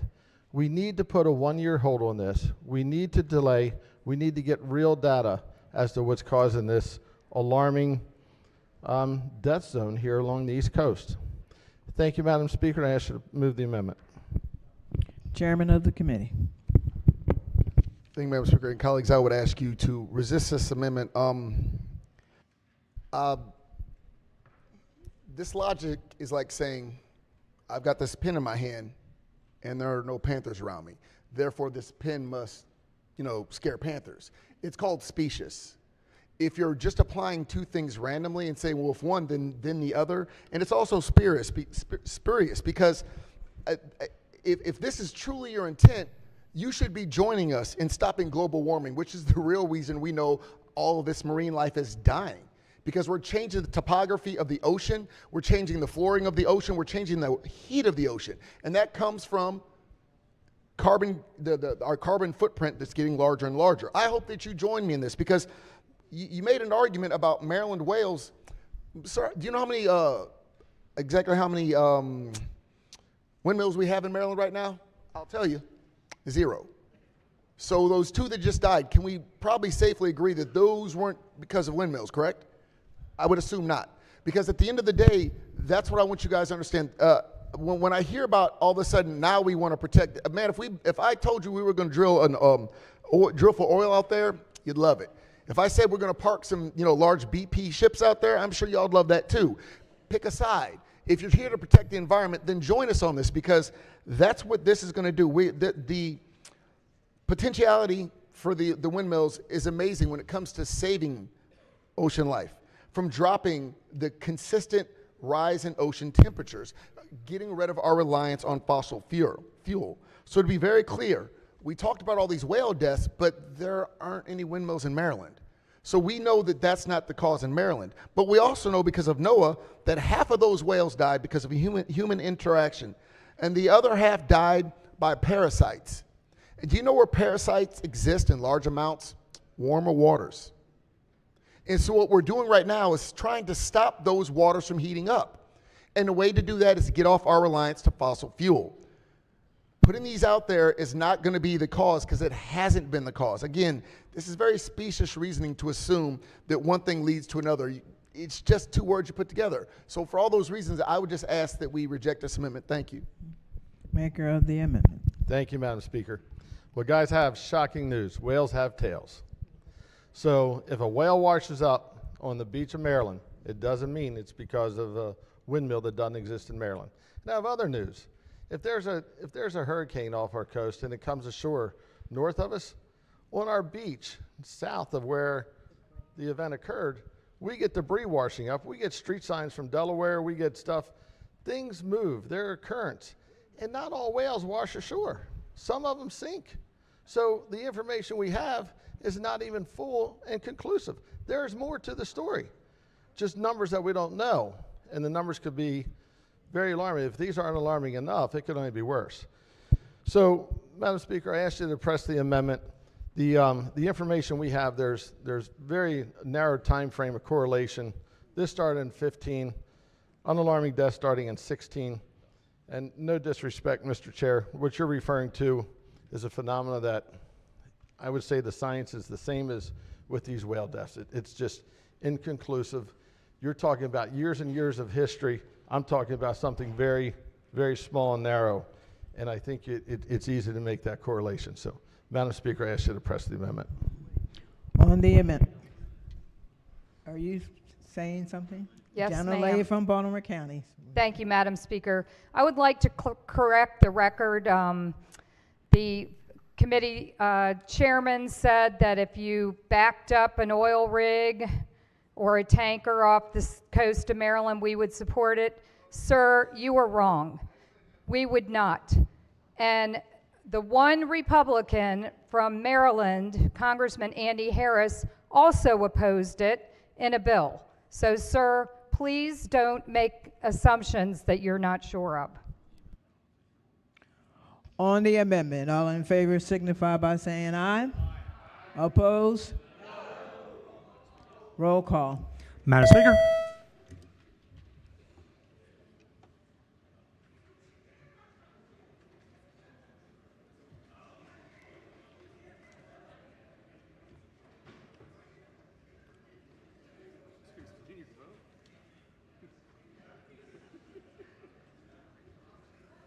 Clerk will take the call. The amendment fails. Gentleman from Eastern Shore. Thank you, Madam Speaker. That was closer than I expected. Thank you, folks. Once again, an amendment at the desk, amendment number 943-7281.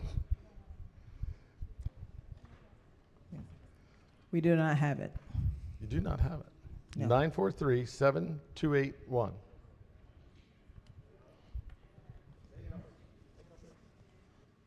I'd be happy to share it with you.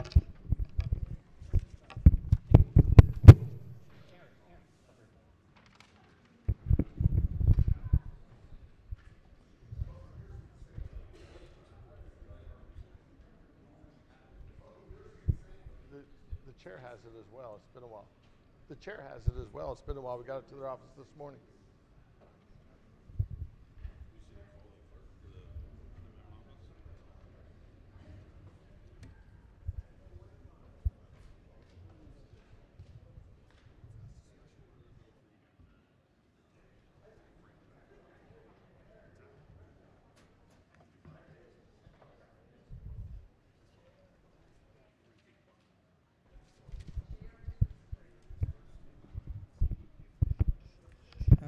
We're going to take the minority leaders first and see if we can get the amendment. 'Cause Thank you, Madam We Chair. don't have it. So. Madam Speaker, I'm sorry. Thank you, Madam Speaker. I appreciate the comedy there to allow us to get through this little blip. I do have an amendment at the desk. I think the clerk's office has assured me it's there. 643227/1. Amendment number 1. Thank you, Madam Speaker. Move so much be considered the reading of the amendment. So ordered. So my friend from Ocean City is the Lorax who speaks for the whales, and I'm here in this amendment to speak for the taxpayer. So it's very complicated, and I'm sure my friend the committee chair will say that we've misread this, and I hope not to be specious, nor spurious, nor bellicose, nor ostentatious, nor any other thing that's a good thesaurus word for the day. I hope not to be that.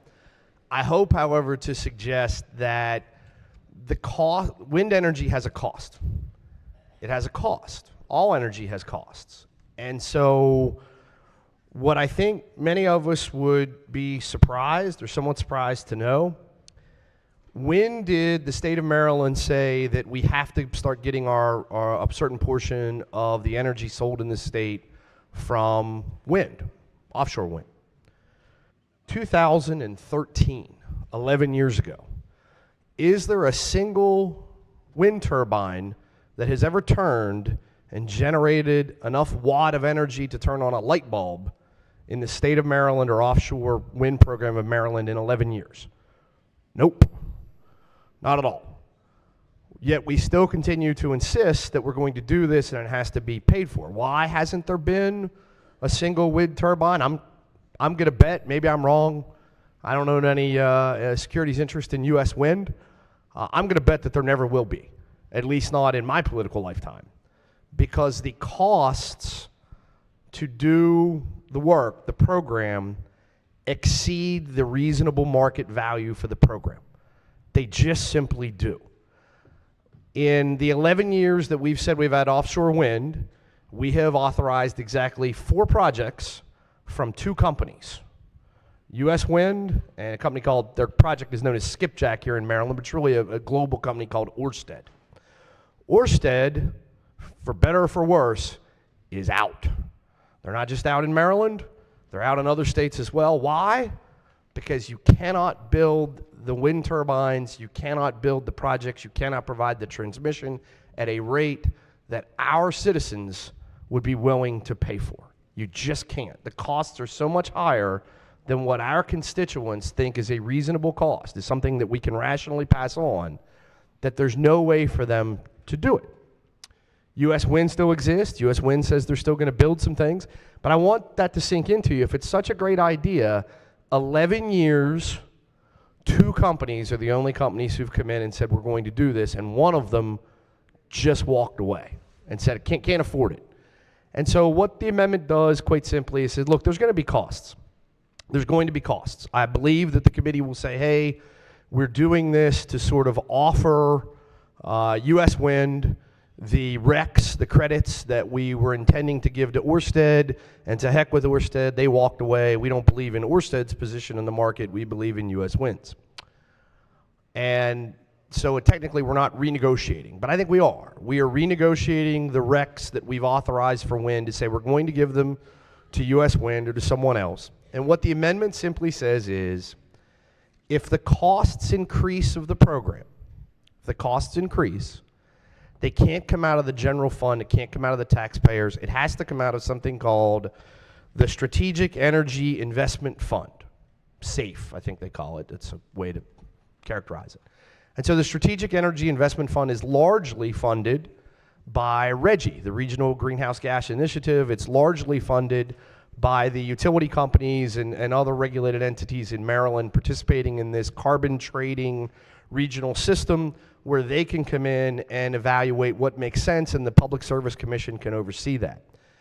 If we're going to pay, and I would suggest to you that if you're being honest with yourselves and being rational and paying attention to the news in this space, you know that we're going to have to pay more money than what we agreed to ever get a wind project built off the coast of Maryland.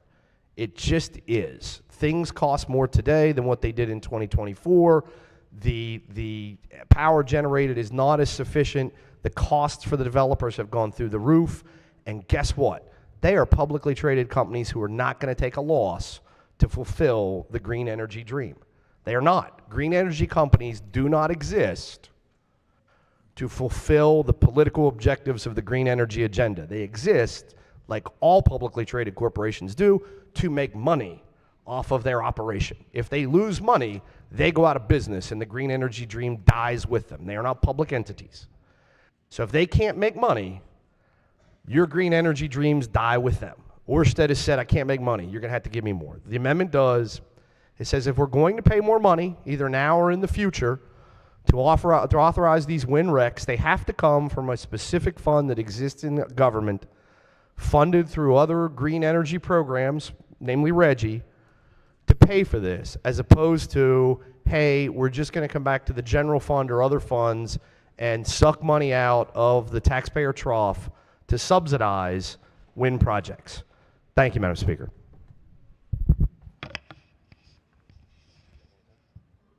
Chairman of the committee. Thank you, Madam Speaker.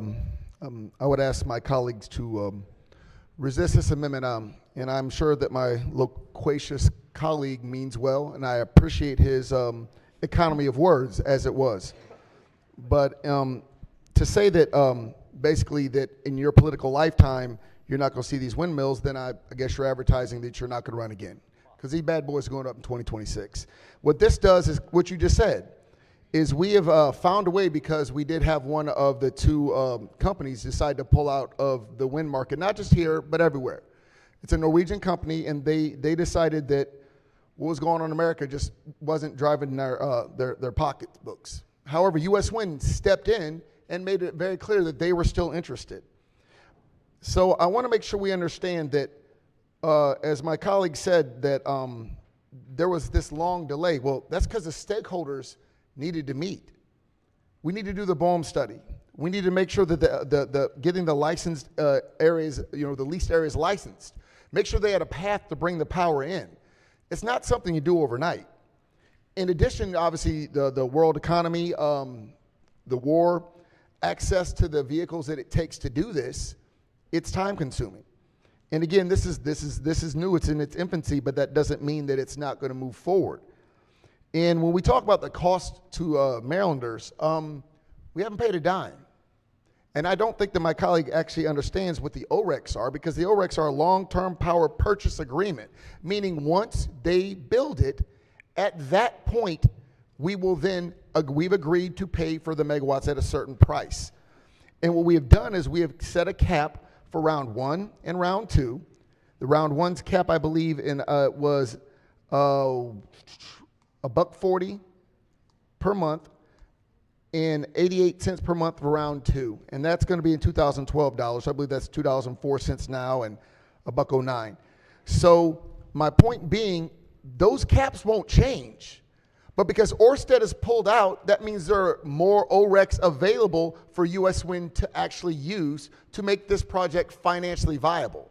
So again, his amendment, it doesn't serve a purpose, because the way ORECs work, there is no funds being spent. They're going to come, they will get more ORECs. They're not taking more out of the budget. They're not getting any money. They will get access to more ORECs, ergo access to more long-term power purchase agreements. This is an unnecessary amendment. Again, I ask my colleagues to please resist this amendment. Thank you. Maker of the amendment. Thank you, Madam Speaker. I appreciate that. I guess what I'm suggesting to you, again, one of the things that I think defines us, in good faith, our differences, is our level of skepticism about government intervention in free market economies. And that's okay. That's a good faith, intelligent decision or discussion to have. So what the amendment does, and my friend from Charles County is saying, like, yeah, this doesn't really, we don't need government funding to subsidize it, because the ORECs are going to be what U.S. Wind presumptively can then recoup from the ratepayer. And I believe that the gentleman from Ocean City's amendment will discuss the protection for the ratepayer to make sure that the renegotiated prices now or in the future under this legislation would not be able to be altered, meaning the ratepayer is going to have to pay more money than what we negotiated years ago that they ultimately would pay when the project goes online. But the amendment simply acts in a prophylactic sense to say if and when, and you can say it's never going to happen, but if it's not, then who cares? Put in the safeguard. If and when we come back and say we can't do any of these wind projects by passing the cost on to the ratepayer, it's too high, they won't do them. So we need to subsidize the project with additional funding. There's only two people who are going to pay for the costs for U.S. Wind to develop these things, or two groups of people.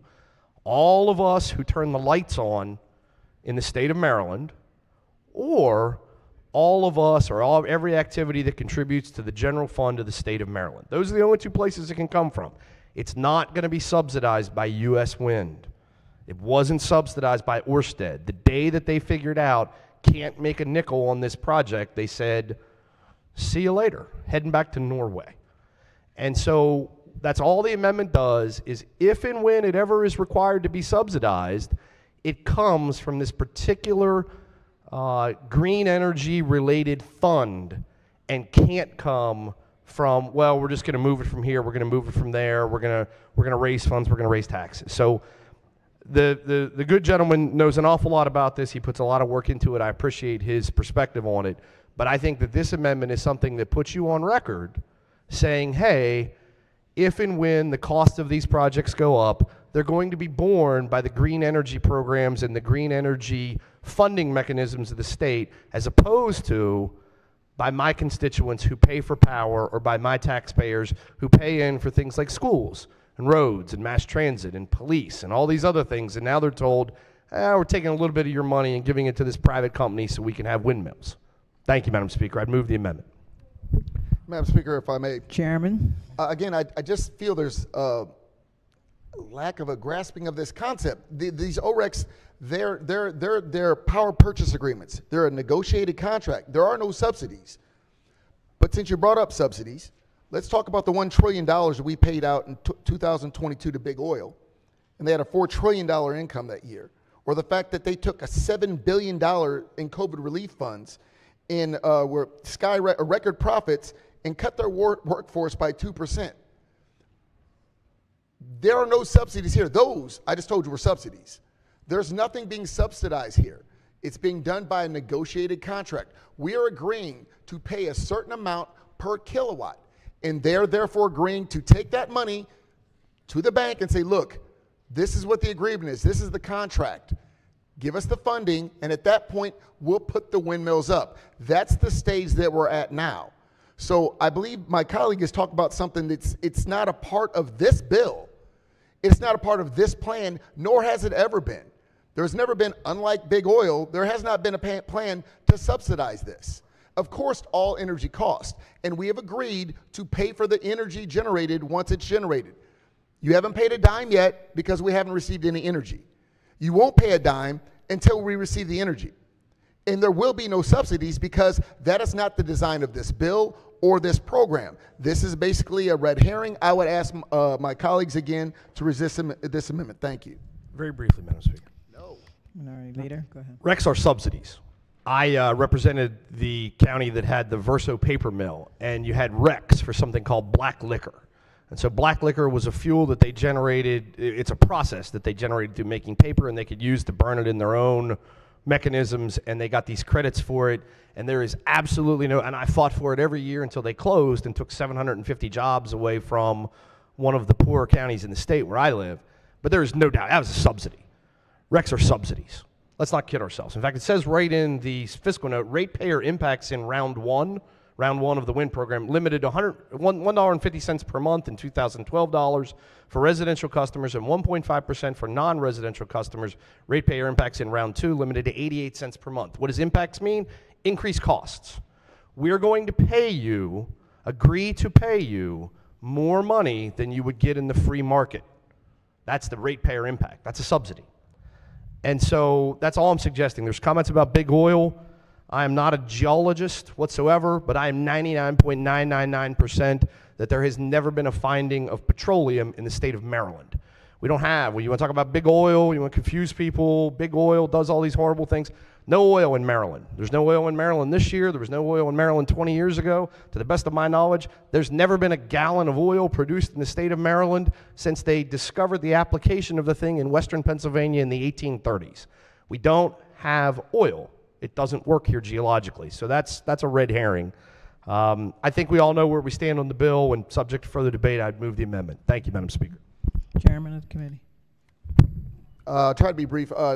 The reason, yeah, you're correct. We have no oil here, which is why we pay a premium.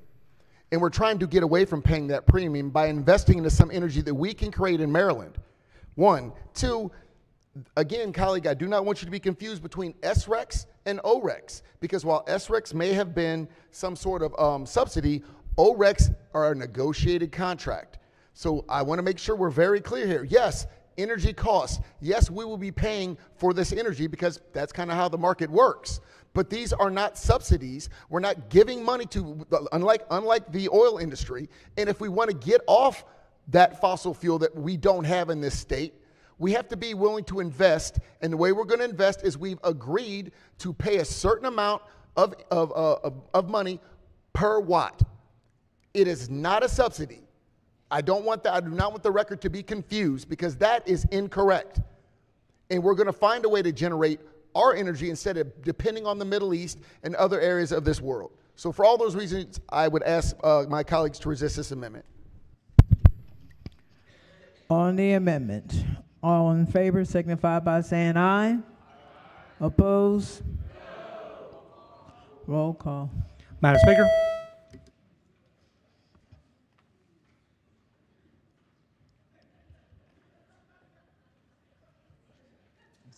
Everyone recorded their vote. Clerk would take the call. The amendment fails. Gentleman from Eastern Shore. Thank you, Madam Speaker. I actually learned something. The DOS puts a little timestamp. This was done yesterday at about 3:50, so I don't know how the confusion happened. But anyway, thanks for accommodating the amendment. The amendment is 943-7281. Amendment number 1. Thank you. So much be considered the reading of the amendment. So ordered. So basically with this ask, and probably things worked out well with the chronology of the way we did the amendments. I wasn't aware of the minority leader's amendment, but after that conversation, this simply says any costs associated with the renegotiated OREC pricing under the subsection may not be recovered through rates. So that if this offshore wind actually happens, that the rate we are paying is no different than the rates that we're accustomed to. And the reason why I have this concern, our utility rates in Maryland are increasing rapidly. From the Google machine in 2022, the average rate in Maryland was 14.31 cents per kilowatt hour. In 2024, we're at 18.4 cents average kilowatt hour. My math says that's about a 28% increase in 2 years. That's pretty significant. I don't know how many people here have had a 28% increase in pay in 2 years. I can't imagine many. But our utility rates affect everyone in this room. They affect our Maryland, our poor and low-income Marylanders more than others. Our high utility rates, right now we already have a problem attracting new businesses to Maryland. And one of the things they consider about coming here is our utility rates.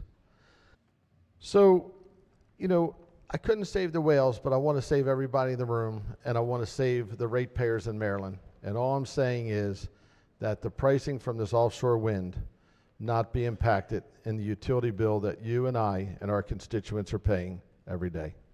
Thank you, Madam Speaker. I should have moved the amendment. Chairman of the committee. I have a question for the maker of the amendment.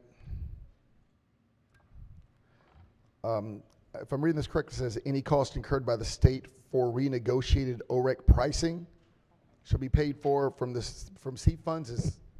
Oh, I'm sorry, that's the wrong amendment. I was confused. Okay, any cost associated with renegotiated OREC pricing under the subsection may not be recovered through rates. So is it your goal that we don't pay anything for the energy we're receiving? Not at all. That would be kind of foolish for us to think that. Right. All I'm saying is that when you get your utility bill and you get options, if you want 5%, renewable energy from wind or whatever, there's a higher price to pay. If you want renewable energy, this percentage, there's a higher price to pay. So we all know that with these renewable energies, there's a higher price to pay. And all I'm saying is when we're renegotiating the ORECs to make this even possible for these companies to continue, that the cost doesn't hit our ratepayers. Our ratepayers simply can't afford it. Our poor people in Maryland are living in probably less efficient homes than you and I are living in. It's going to impact them the most. It's going to impact our poor. It's going to impact the low income. It's going to impact our businesses. And all I'm trying to do is protect the Maryland ratepayers. Committee Chair. Thank you. And again, I just want to provide some clarity here. So as we're aware, there were 2 companies building basically 2 projects. One of those companies backed out. Both of those companies originally agreed to use ORECs. So when one company backed out, that just left all of those ORECs available. So what this is not allowing a negotiation on pricing, just it's allowing them to come build more, a few more turbines, generate more power, and utilize some of those ORECs, which again, the power pricing agreement that we've had. So there is no change in the rate cap. There's no change in the impact to the ratepayer. It's going to be the same thing it was, because we're not talking about pricing. We're talking about numbers of ORECs that are available. So there is no changing. And I want to make sure we understand, so we're not talking, they're not going in there and renegotiating how much more money they're going to get, i.e. how much we have to pay. They're saying you guys have all these ORECs left over. Since one of the companies left, we're just going to use those ORECs as well. And they're going to use those ORECs to basically balance out the economic shifts, as well as build more turbines. So there is no price change. The price is going to stays exactly the same. I just don't think that's understood. They're not going in to renegotiate the price. They're going in to renegotiate, obviously, the number, the size, the number, and the timing, and as well how many ORECs they're going to receive. So the price doesn't change. The impact on the ratepayer will still be what it was predicted to be, that cap of $1.40 for the first round, 88 cents for the second round. That can't change. So this is unnecessary, because there's no cost for renegotiation, because they're just getting more of what's already available. If they were to go, if these weren't available, I would get your understanding. But there are ORECs available because we lost one of our partners. So they're just more power purchase agreements out there that they're going to be able to benefit from. It doesn't change how much we had originally planned to pay anyway. So this is an unnecessary amendment, because again, I don't want to keep going around what we talked about before, but it's the power purchase agreement. It's not a price. We've agreed to pay so much per kilowatt. We're just giving them more of those ORECs. So again, for those reasons, this amendment is unnecessary. So I appreciate hearing, I love the argument this isn't necessary. So if this amendment isn't necessary, then why not accept it and help me sleep better tonight? But what I will like to say to that, we all know that the governor has said that he wants to be the leader in offshore wind. If one company can't do it and pulled out of the state because of economics, we all know since this started, the cost of the turbines has gotten higher, the cost of the labor has gotten higher, and all the costs associated with this has gotten higher, to the point where this company, Skipjack, pulled out of Maryland. Skipjack pulled out of the project altogether across the United States. So if all these costs are rising, whereas one company couldn't do it, what does U.S. Wind do that's so magical that they can afford to do it without more money from the state to make it feasible for them? So all I'm asking for is protect the ratepayers. And if you're saying that this isn't necessary because we're not messing with pricing, please just ask the body to accept the amendment and we can move on. Chairman. Colleagues, again, if we put everything that was unnecessary in the bill, we'd have some very large bills here. Again, we're here, our job in this body is to obviously draft cogent laws.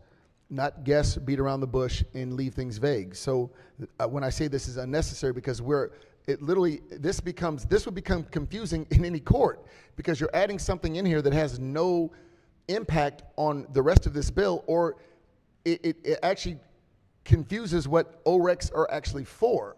So I understand giving you peace at night to sleep, but as I said, we're kind of arguing apples and oranges here. So again, I just ask to resist this amendment. Maker of the amendment. Thank you, Madam Speaker. So what you're telling me is OREC pricing is in the bill, and that cannot change ever. Chairman. The impact to the ratepayer cannot change. We have a cap. That cap has not been lifted. What is making it so magical that U.S. Wind can do this when all the costs have risen to the point where others have pulled out? What is it that U.S. Wind has that allows them to continue, even in larger numbers, and trying to satisfy Maryland's appetite for offshore wind? Well, and I'll say this. If anybody who is in the government contracting, sometimes you take these bids to create history, right?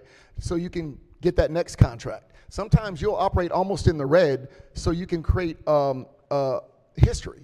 So sometimes, and U.S. Wind understands more than anybody that if they're successful in Maryland, they get to pick their next destination. They have been honest brokers with us from the beginning. They've been willing to stick with us from the beginning. And even if they take it not as a loss, but if they have to take a hit, they know that if they're successful in Maryland and we continue these projects, they'll be first in line for the other projects, as they've shown and operated in good faith. That's the risk the business owner takes. Now, I can't get into the mind of the individual, but that's my understanding, is they understand that if this doesn't go forward, this could be the demise or the beginning of the demise of the wind industry in this country.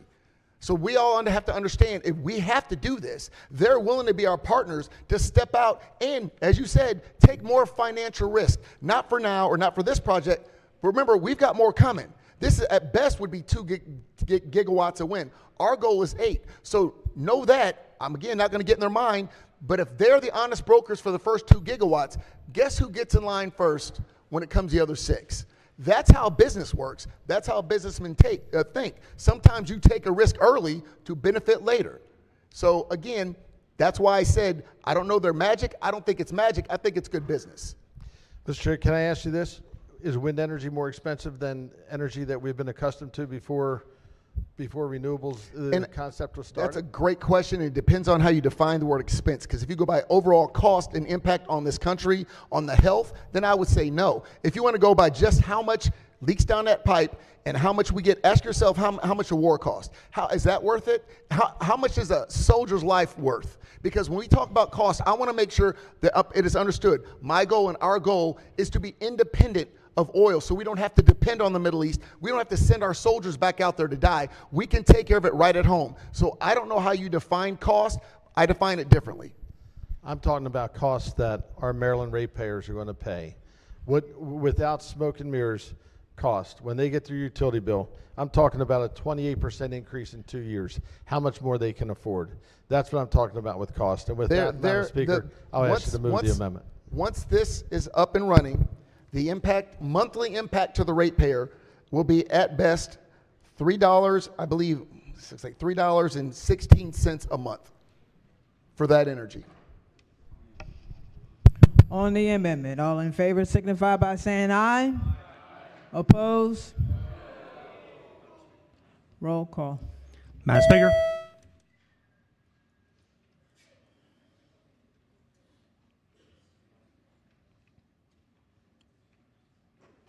Has everyone recorded their vote? Clerk will take the call. The amendment fails. Any additional amendments to the bill or to its title? Hearing none, the bill is ordered printed for third read. Quorum call. Madam Speaker.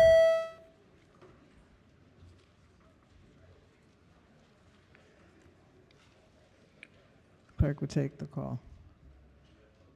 There being 137 members present, the House is still in session. Calendar of third reading, House Bills number 39. Clerk will read the first bill. House Bill 700, election law, election judges, revisions. It's on third reading and final passage. Is there any debate? The gentleman from Thank you, Calvert. Madam Speaker. I'll make it quick. I just had a couple of questions on this bill. It's amended, I believe, for the floor leader. Floor Hello. leader. Good afternoon. Vice Chair. Madam Speaker.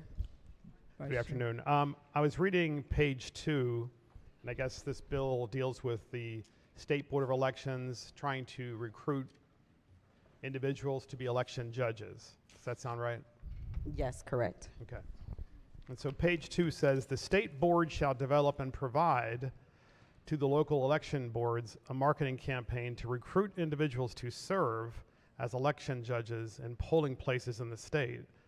And it goes on to say that they want to, among other things, target diverse populations, including multilingual individuals. You see that? Yes. Does that include, and will the state board allow individuals to be election judges who are not citizens of the United States? You do have to be a citizen of the United States to be an election law judge. Is that so? Are you certain of that? Yes, I'm certain. Okay, because this is in here, and then it goes on to say later on,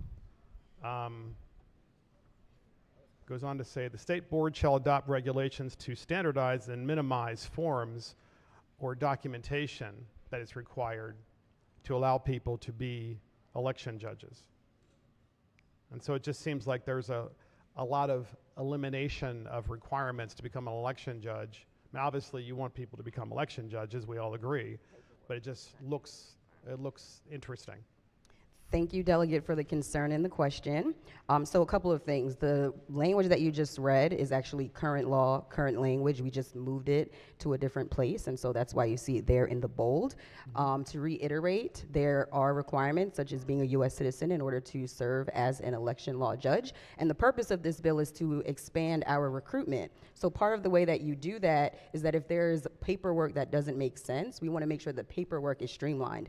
In every single one of our jurisdictions, if we don't have enough election law judges, if we don't have enough people, the hardworking people who serve in every single election, then we're not going to be able to have a strong, secure election. So that's the purpose of this bill, and I think that those provisions really help to make sure that in your community and my community, we're able to have a strong election. Thank you.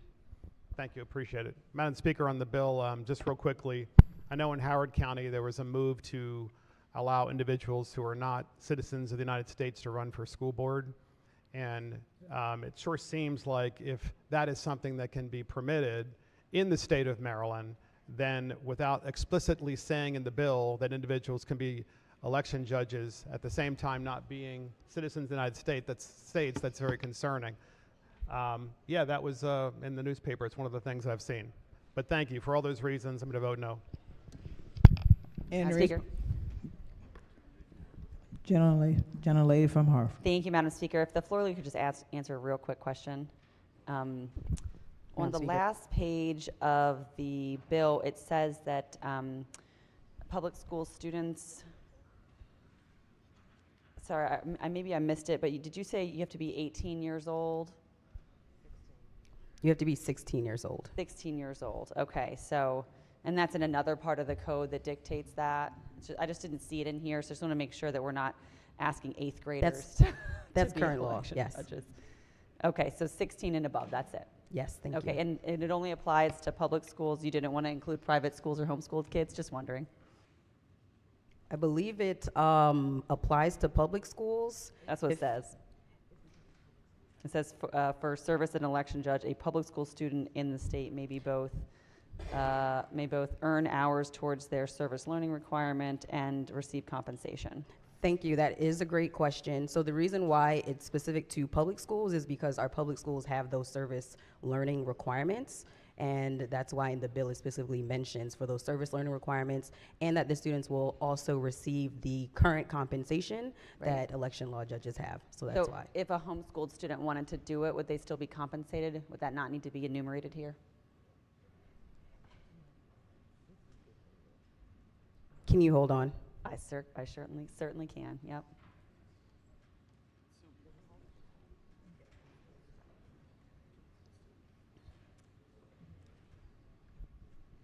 this is a burning question for y'all too, isn't it? So to make sure that we're clear, homeschool students can get the credit and serve as an election law judge. I think that's a great question, so All thank right. you. Yeah, thanks, guys. All right.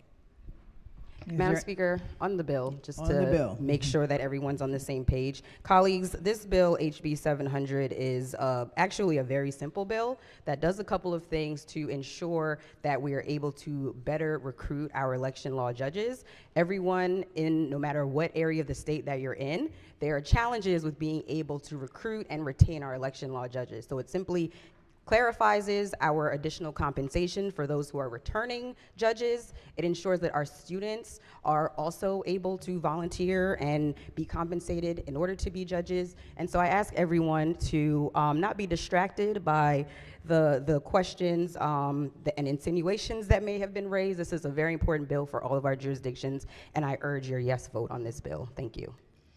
Okay, I see no one other hand. House Bill 700 is on third reading and final passage. Just know the date. Clerk will take the call. Madam Speaker?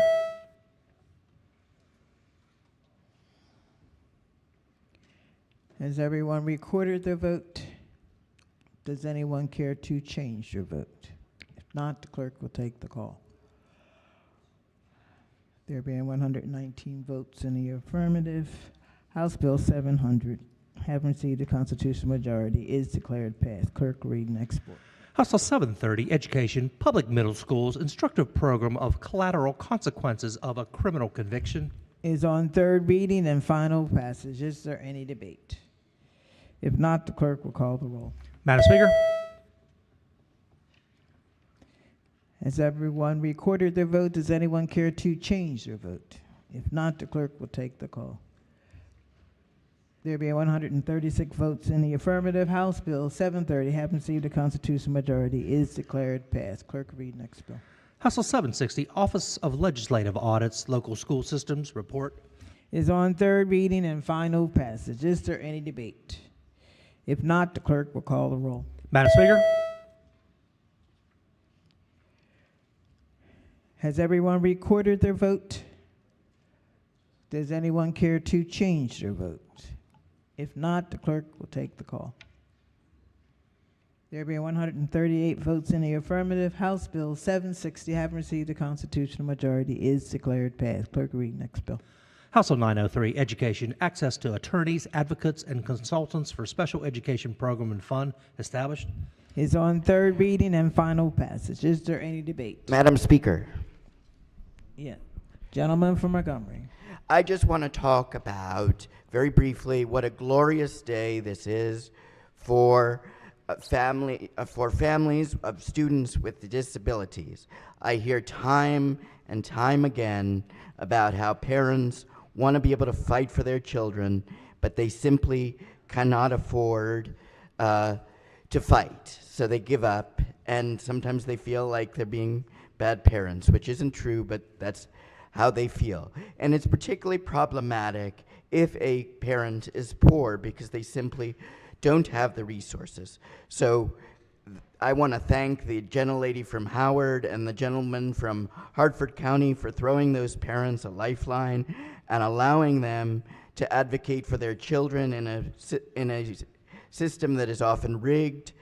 And primarily it's rigged because parents are forced to rely on pro se representation, meaning they represent themselves. And a person who has done pro se representation in a special education dispute hasn't won a case in 6 years. And from 2014 to 2019, only 15 parents won cases against the school system. So school systems won 85%. So this will allow parents to do what they want to do, which is fight like heck for their children. So I want to thank the Chair of Ways and Means for her tenacity. This will do a lot of good. Thank you. Is there any further debate? If not, the clerk will call the roll. Madam Speaker? Has everyone recorded their vote? Does anyone care to change their vote? Not, the clerk will take the call. There have been 137 votes in the affirmative. House Bill 903, having received a constitutional majority, is declared passed. Clerk, read next bill. House Bill 1164, non-public schools, transcripts, prohibition on punitive measures related to student debt. Is on third reading and final passage. Is there any debate? If not, the clerk will call the roll. Madam Speaker. Has everyone recorded their vote? Does anyone care to change their vote? If not, the clerk will take the call. There being 132 votes in the affirmative, House Bill 1164, having received a constitutional majority, is declared passed. Clerk will read next bill. House Bill 1192, video lottery employee licenses, crimes of moral turpitude, alterations. Is on third reading and final passage. Is there any debate? If not, the clerk will call the roll. Madam Speaker.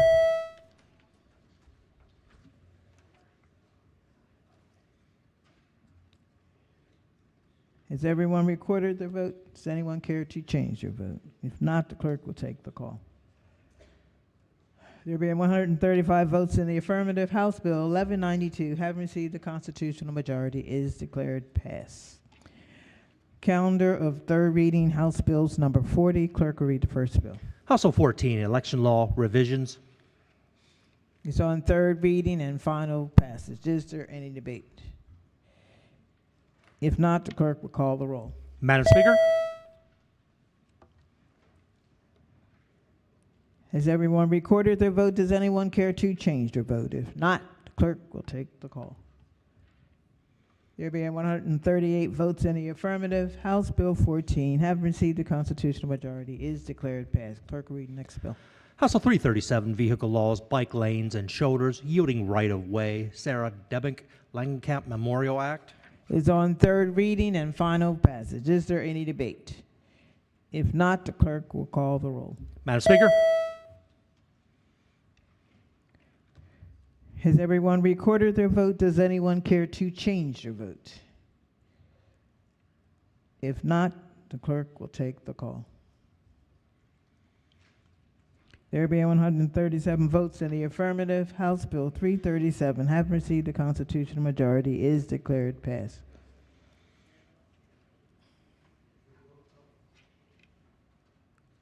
Yes, you did not vote. My button did not work, Madam Speaker. On the last bill, I was a yay. That was a green. Okay. Clerk will read the next bill. House Bill 375, Port of Baltimore renaming. Is on third reading and final passage. Is there any debate? If not, the clerk will call the roll. Madam Speaker. Has everyone recorded their vote? Does anyone care to change their vote? If not, the clerk will take the call. There being 137 votes in the affirmative, House Bill 375, having received a constitutional majority, is declared passed. Clerk will read the next bill. House Bill 396, Prince George's County, sales and use tax on energy and fuel, use of revenue. Is on third reading and final passage. Is there any debate? If not, the clerk will call the roll. Madam Speaker. Has everyone recorded their vote? Does anyone care to change their vote? If not, the clerk will take the call. There being 97 votes in the affirmative, House Bill 396, having received a constitutional majority, is declared passed. Clerk, read next bill. House Bill 398, Prince George's County, taxes on telecommunication services, use of revenue. Is on third reading and final passage. Is there any debate? If not, the clerk will call the roll. Madam Speaker. Has everyone recorded their vote? Does anyone care to change their vote? If not, the clerk will take the call. There being 95 votes in the affirmative, House Bill 398, having received a constitutional majority, is declared passed. Clerk, read next bill. House Bill 641, election law, curbside voting.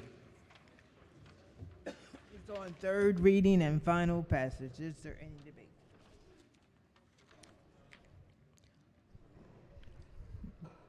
Minority whip. Thank you, Madam Speaker. Could someone rise for maybe answer a question about this bill, or? Recognizing the Vice Chair of the committee. Hello. Hi. Thank you. This bill's been heavily amended, right? Yes, it has been. Okay. Can you tell me predominantly what is the purpose of this bill? Sure. This bill is to help support our people with disabilities, various types of disabilities who may be coming in to vote. It requires that we allow access to curbside voting, which is basically bringing the machine outside at one location during early voting and also during the primary election, during the election day as well. Is it limited to only with individuals with disabilities, or is it open to anyone who goes to that location at that time?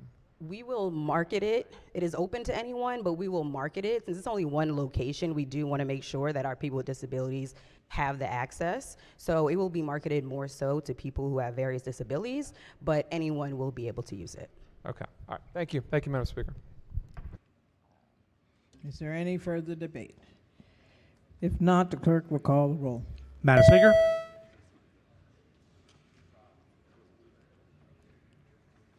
Has everyone recorded their vote? Does anyone care to change their vote? If not, the clerk will take the call. There being 117 votes in the affirmative, House Bill 641, having received the constitutional majority, is declared passed. Excuse me. Count of third reading, House Bills number 41. The clerk will read the first. Madam Speaker. Yes. Thank you, Madam Speaker. Yes, my finger didn't work. I would like to change my vote on HB 396 to nay. Thank you, ma'am. Get the gold slip up.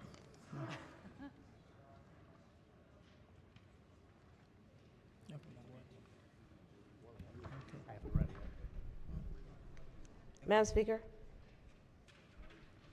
Gentlelady from Prince George. I'd like to be recorded favorable for HB 641, please. To get the gold slip up. Will do. Thank you. Go ahead. Go ahead. House Bill 243, property tax sales revisions. Is on third reading and final passage. Is there any debate? If not, the clerk will call the roll. Madam Speaker? Has everyone recorded their vote? Does anyone care to change their vote? If not, the clerk will take the call. There being 127 votes in the affirmative, House Bill 243, having received a constitutional majority, is declared passed. Clerk, read next bill. House Bill 253, cannabis reform alterations. It's on third reading and final passage. Is there any debate? If not, the clerk will call the roll. Madam Speaker? Has everyone recorded their vote? Does anyone care to change their vote? If not, the clerk will take the call. There being 114 votes in the affirmative, House Bill 253, having received the constitutional majority, is declared passed. Clerk, read next bill. House Bill 385, wage payment and collection, pay stubs and pay statements, required information. It's on third reading and final passage. Is there any debate? If not, the clerk will call the roll. Madam Speaker? Has everyone recorded their vote? Does anyone care to change their vote? If not, the clerk will take the call. There being 97 votes in the affirmative, House Bill 385, having received a constitutional majority, is declared passed. Clerk, read next bill. House Bill 397, public utilities, thermal energy network systems authorization and establishment, working for accessible, renewable Maryland Thermal Heat Warmth Act. Madam Speaker. It's on third reading and final passage. Is there any debate? Gentleman from Cecil. Thank you, Madam Speaker. The floor leader yield for a few questions. Madam Floor Speaker. leader. Thank you, Madam Speaker. Yeah, just reading the bill and had a few technical questions. If I'm understanding correctly, this bill seeks to incentivize the sharing of thermal energy to adjacent residential properties. Is that? The bill authorizes a pilot project, a couple of pilot projects that would have geothermal shared network systems. So if you can picture sort of gas pipelines going through the street, instead of gas pipelines, you would have thermal energy being shared within a neighborhood. Okay, so it doesn't have anything to do with proximity to fossil plants, for example. To, what's that, sorry? Fossil plants. Fossil plants? No. Okay. And is the money still in there for the energy upgrades specified in the bill, 12.5? So there's a couple different ways that it's mostly federal money in terms of what happens within the homes.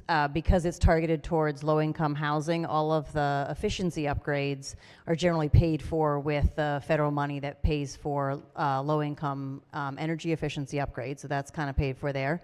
And then for the other behind-the-meter upgrades that are necessary to connect, there's the funds that come from the IRA rebates, also for low-income households. That pays for heat pumps, that pays for the electric stoves, that pays for a hot water heater, pays for a dryer if there is one in the home. And then that's stacked with Empower funds and SEEF funds. There's the IRA tax credit that the utilities get as they're doing this. We expect that that'll cover almost all of the behind the meter costs, and if there is anything left, that's the part that would get put in rates.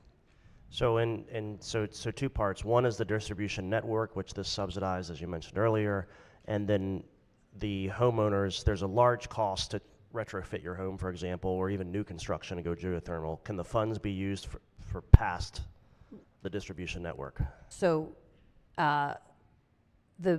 it's all of the funds that I just described are for the behind the meter homeowner landlord costs. So there won't be a cost to the people who are participating in the pilots. Okay, so and then with these networks where you have many users and you're offsetting a great deal of heat, they can be used in ponds, they can be used in wells. But once you get to a certain level, you're generating so much heat that you could impact the body of water that you're offsetting the heat in. So has there been any thought to making sure that we're not superheating these bodies of water, whether they be underground or a pond or a river? Yep. So generally so generally the pilot projects that are envisioned in this bill are projects that are in urban areas, and they are using geothermal heat in the ground, so not the ones that are tied to water, which you're describing, which potentially have over time other issues that need to be considered. So these are generally going to be, you're going to be drilling boreholes in like parking lots at the edge of a neighborhood. And so you'll have like 50 boreholes that'll connect to the thermal networks that are in the system. The thermal networks will both share heat from the buildings that are within the system, as well as pull heat from the boreholes that are in the parking lot at the edge of the system. Okay, and then lastly, because it is more focused on the groundwater cooling, is there any specificity to the working fluid that's in the pipes so that if there was breakage, there'd be no contamination of groundwater? Yeah, sure. So it's generally water. Occasionally glycol is used, and any the bill does have components in there in terms of protection, in terms of if there is glycol spills. Okay, thank you for those answers. Yep, thank you. Thank you, Madam Speaker. Okay. Is there any further debate? If not, the clerk will call the roll. Madam Speaker.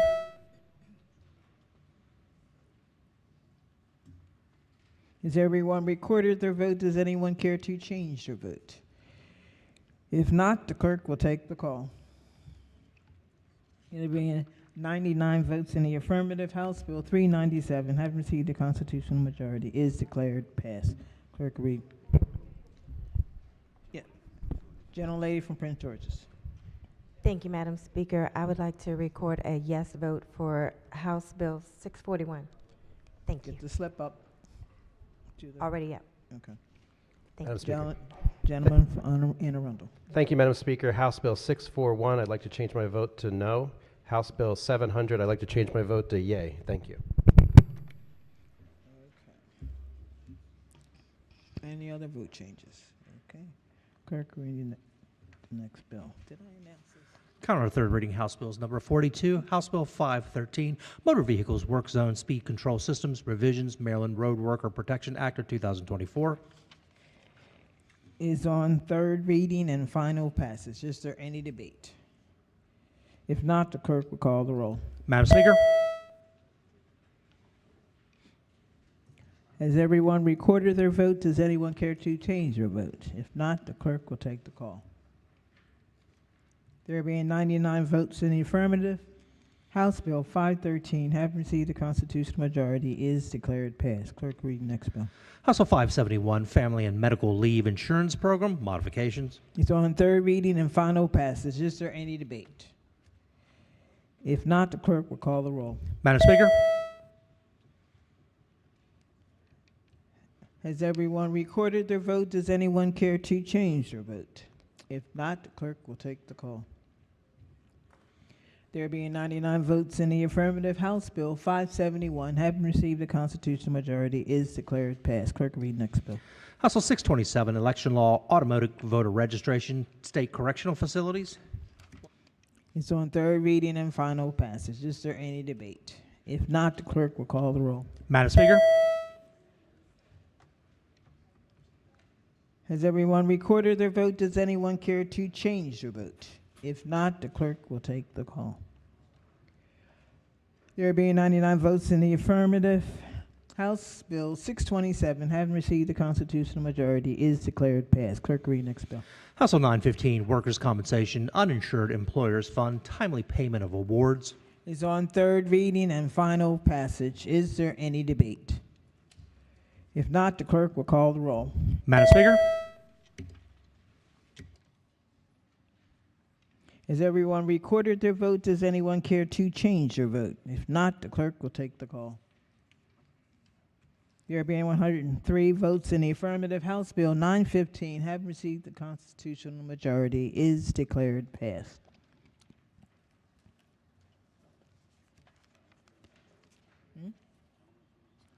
Gentleman from the Eastern Shore. Thank you, Madam Speaker. 2 vote changes. House Bill 243 in the red, House Bill 903 in the red. And any other vote changes? Minority whip. 641 to red. Okay. That ends the work at the desk. Committee announcements, appropriations. Thank you, Madam Speaker. The Appropriations Committee will meet in the committee room for bill hearings at 1:30. Thank you. Judiciary. Thank you, Madam Speaker. Ladies and gentlemen of the House. House Judiciary Committee will have one bill hearing at 2 o'clock, followed by a briefing on the governor's housing bill, followed by subcommittee meetings. Please listen to your subcommittee chairs. Environment and Transportation. Thank you, Madam Speaker. The House Environment and Transportation Committee will meet for bill hearings at 3:15, followed by a voting session. Please listen for subcommittee chair announcements for before that. Ways and Means. Thank you, Madam Speaker. The Ways and Means Committee will meet at 1:30 p.m. for bill hearings. Listen up for subcommittee announcements, and we will vote at 4 p.m. Economic Matters. Thank you, Madam Speaker. The House Economic Matters Committee will meet at 1:30 for one bill hearing. 1:30, please. Health and Government Operations. Thank you, Madam Speaker. The Health and Government Operations Committee will meet at 2:30 for bill hearings, and then after that, we will have voting as well, and please listen up for subcommittees. Thank you. Okay. Any subcommittee announcements? Subcommittees. Natural Resources. Thank you, Madam Speaker. The Natural Resources Subcommittee will meet at 1:15. Get your lunch. Thank you. Revenues. Thank you, Madam Speaker. The Revenue Subcommittee will meet at 2 p.m. or immediately following the conclusion of our bill hearings. Civil virtually. Law. Thank you, Madam Speaker. Civil Law and Procedure will meet at 3:15 in the committee on Zoom. Thank you. Gaming. Thank you, Madam Speaker. Racing and Gaming Subcommittee will meet immediately after the floor session via Zoom. Thank you.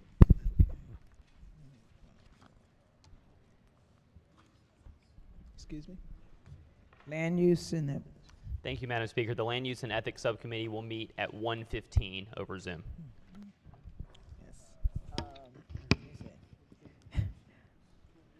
What we got here? Motor Vehicle and Transportation. Thank you, Madam Speaker. Motor Vehicles and Transportation will meet at 2 p.m. on Zoom. Alrighty. The Public Health and Minority. What is this? I can't remember. Disparities. I'm sorry. Thank you, Madam Speaker. The Public Health and Minority Health Disparities Subcommittee will meet immediately after floor on Zoom. Environment. Thank you, Madam Speaker. The Environment Subcommittee will be meeting virtually after committee voting. Pharmaceuticals. Thank you, Madam Speaker. The Insurance and Pharmaceuticals Subcommittee will be meeting at 1:15 on Zoom. Family Law. Thank you, Madam Speaker. Family and Juvenile Law will meet at 4 o'clock virtually today. Any others? Okay. Criminal law. Thank you, Madam Speaker. Criminal Law Subcommittee will be meeting on Zoom at 5 o'clock, 5 o'clock today. Public safety. Thank you, Madam Speaker. The Public Safety Subcommittee will meet at 6 p.m. via Zoom today. 6 p.m. Education. Thank you, Madam Speaker. The Education Subcommittee of Ways and Means will meet after bill hearings today. Any other subcommittees? Okay. Any delegation announcements? Gentlelady from Montgomery. Thank you, Madam Speaker. The Montgomery County House Democratic Caucus will be meeting in person tomorrow at 9:15. Please check your emails for details. Any other delegation announcements? Anybody? Any caucus announcements? Wait a minute, hold on a second. This is veterans. Thank you, Madam Speaker. The Veterans Caucus will meet tomorrow morning virtually at 8 a.m. Any other caucuses? Nope, don't see any. Any personal or guest announcements? Gentleman from Calvert. Thank you, Madam Speaker. Colleagues, please welcome the Calvert Association of Student Councils, which represents all student councils within the county. They are here today advocating for improving the needs of communities and young people throughout the county and the state. I believe they're in the gallery in front of me. If they can please stand. Oh, right here. Thank you.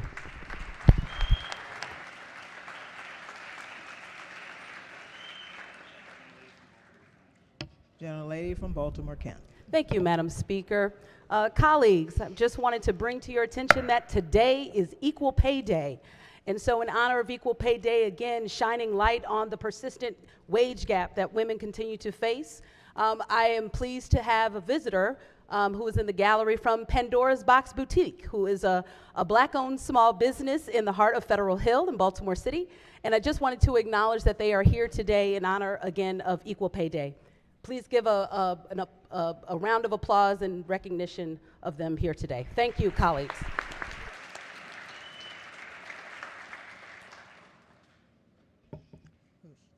Gentleman from Baltimore County. Madam Speaker, I just want to say thank you to my daughter who has joined me today, my oldest, my firstborn, Erin Phillips. I believe she's in the gallery above us. And hopefully she'll take me to lunch. Gentleman from Frederick. Thank you, Madam Speaker. Permission to use a delegate's name. Permission granted. On behalf of Delegates Kerr and Simpson, we wish to recognize the students at Hood College in Frederick, Maryland, in the heart of District 3. Each year, Hood College students choose to participate in an alternative spring break. Instead of relaxing at home or at the beach, they celebrate in the spirit of service. They travel all over the United States, partnering with Habitat for Humanity and other local organizations to perform services projects helping others. I am a proud alumni, class of 2013, and despite him only looking 45, Delegate Kerr is the proud alumni, class of 1981.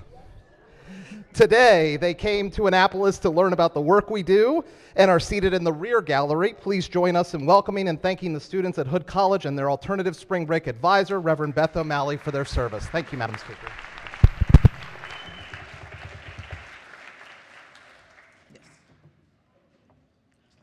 Which hat you're wearing? Go ahead. Gentlelady from Montgomery. Thank you so much, Madam Speaker. Colleagues, we are joined today by the Top Ladies of Distinction, which is a humanitarian community service organization committed to uplifting communities through dedicated service, embodying its core mission of serving youth and adults over the last 60 years. Please join me in welcoming today the Ladies of Distinction. Please stand up.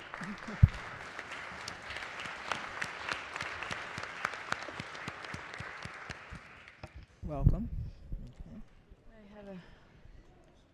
Gentlelady from Prince George's. Thank you, Madam Speaker. I apologize, but I'm going to have to change the bill hearing to 2 o'clock. Bill hearings at 2 o'clock, okay? And then for the committee, please just look at your emails, all right, for everything else. Thank you. other? Yes, go ahead. Mhm. Thank you, Madam Speaker. First, I just wanted to give a big shout out to my high school, which is named after Tuskegee Airman Charles Herbert Flowers High School. They are here, I think, in the gallery. They may have went over to the Senate, but we really appreciate you guys coming down. With my other hat, other than representing the 24th District, as the Majority Whip, I just wanted to remind folks that if you want to change your vote, you have to wait until the end of that calendar and wait until the Speaker acknowledges you to change your vote. If your vote didn't register, you must stand immediately and wait to be recognized, and then say that you want to be registered in the green or the red. Lastly, but not least, make sure you still get your vote change sheet to the clerks. That is the last step that you still have to do. Thank you, Madam Speaker. Any others? With that, quorum call. Madam Speaker.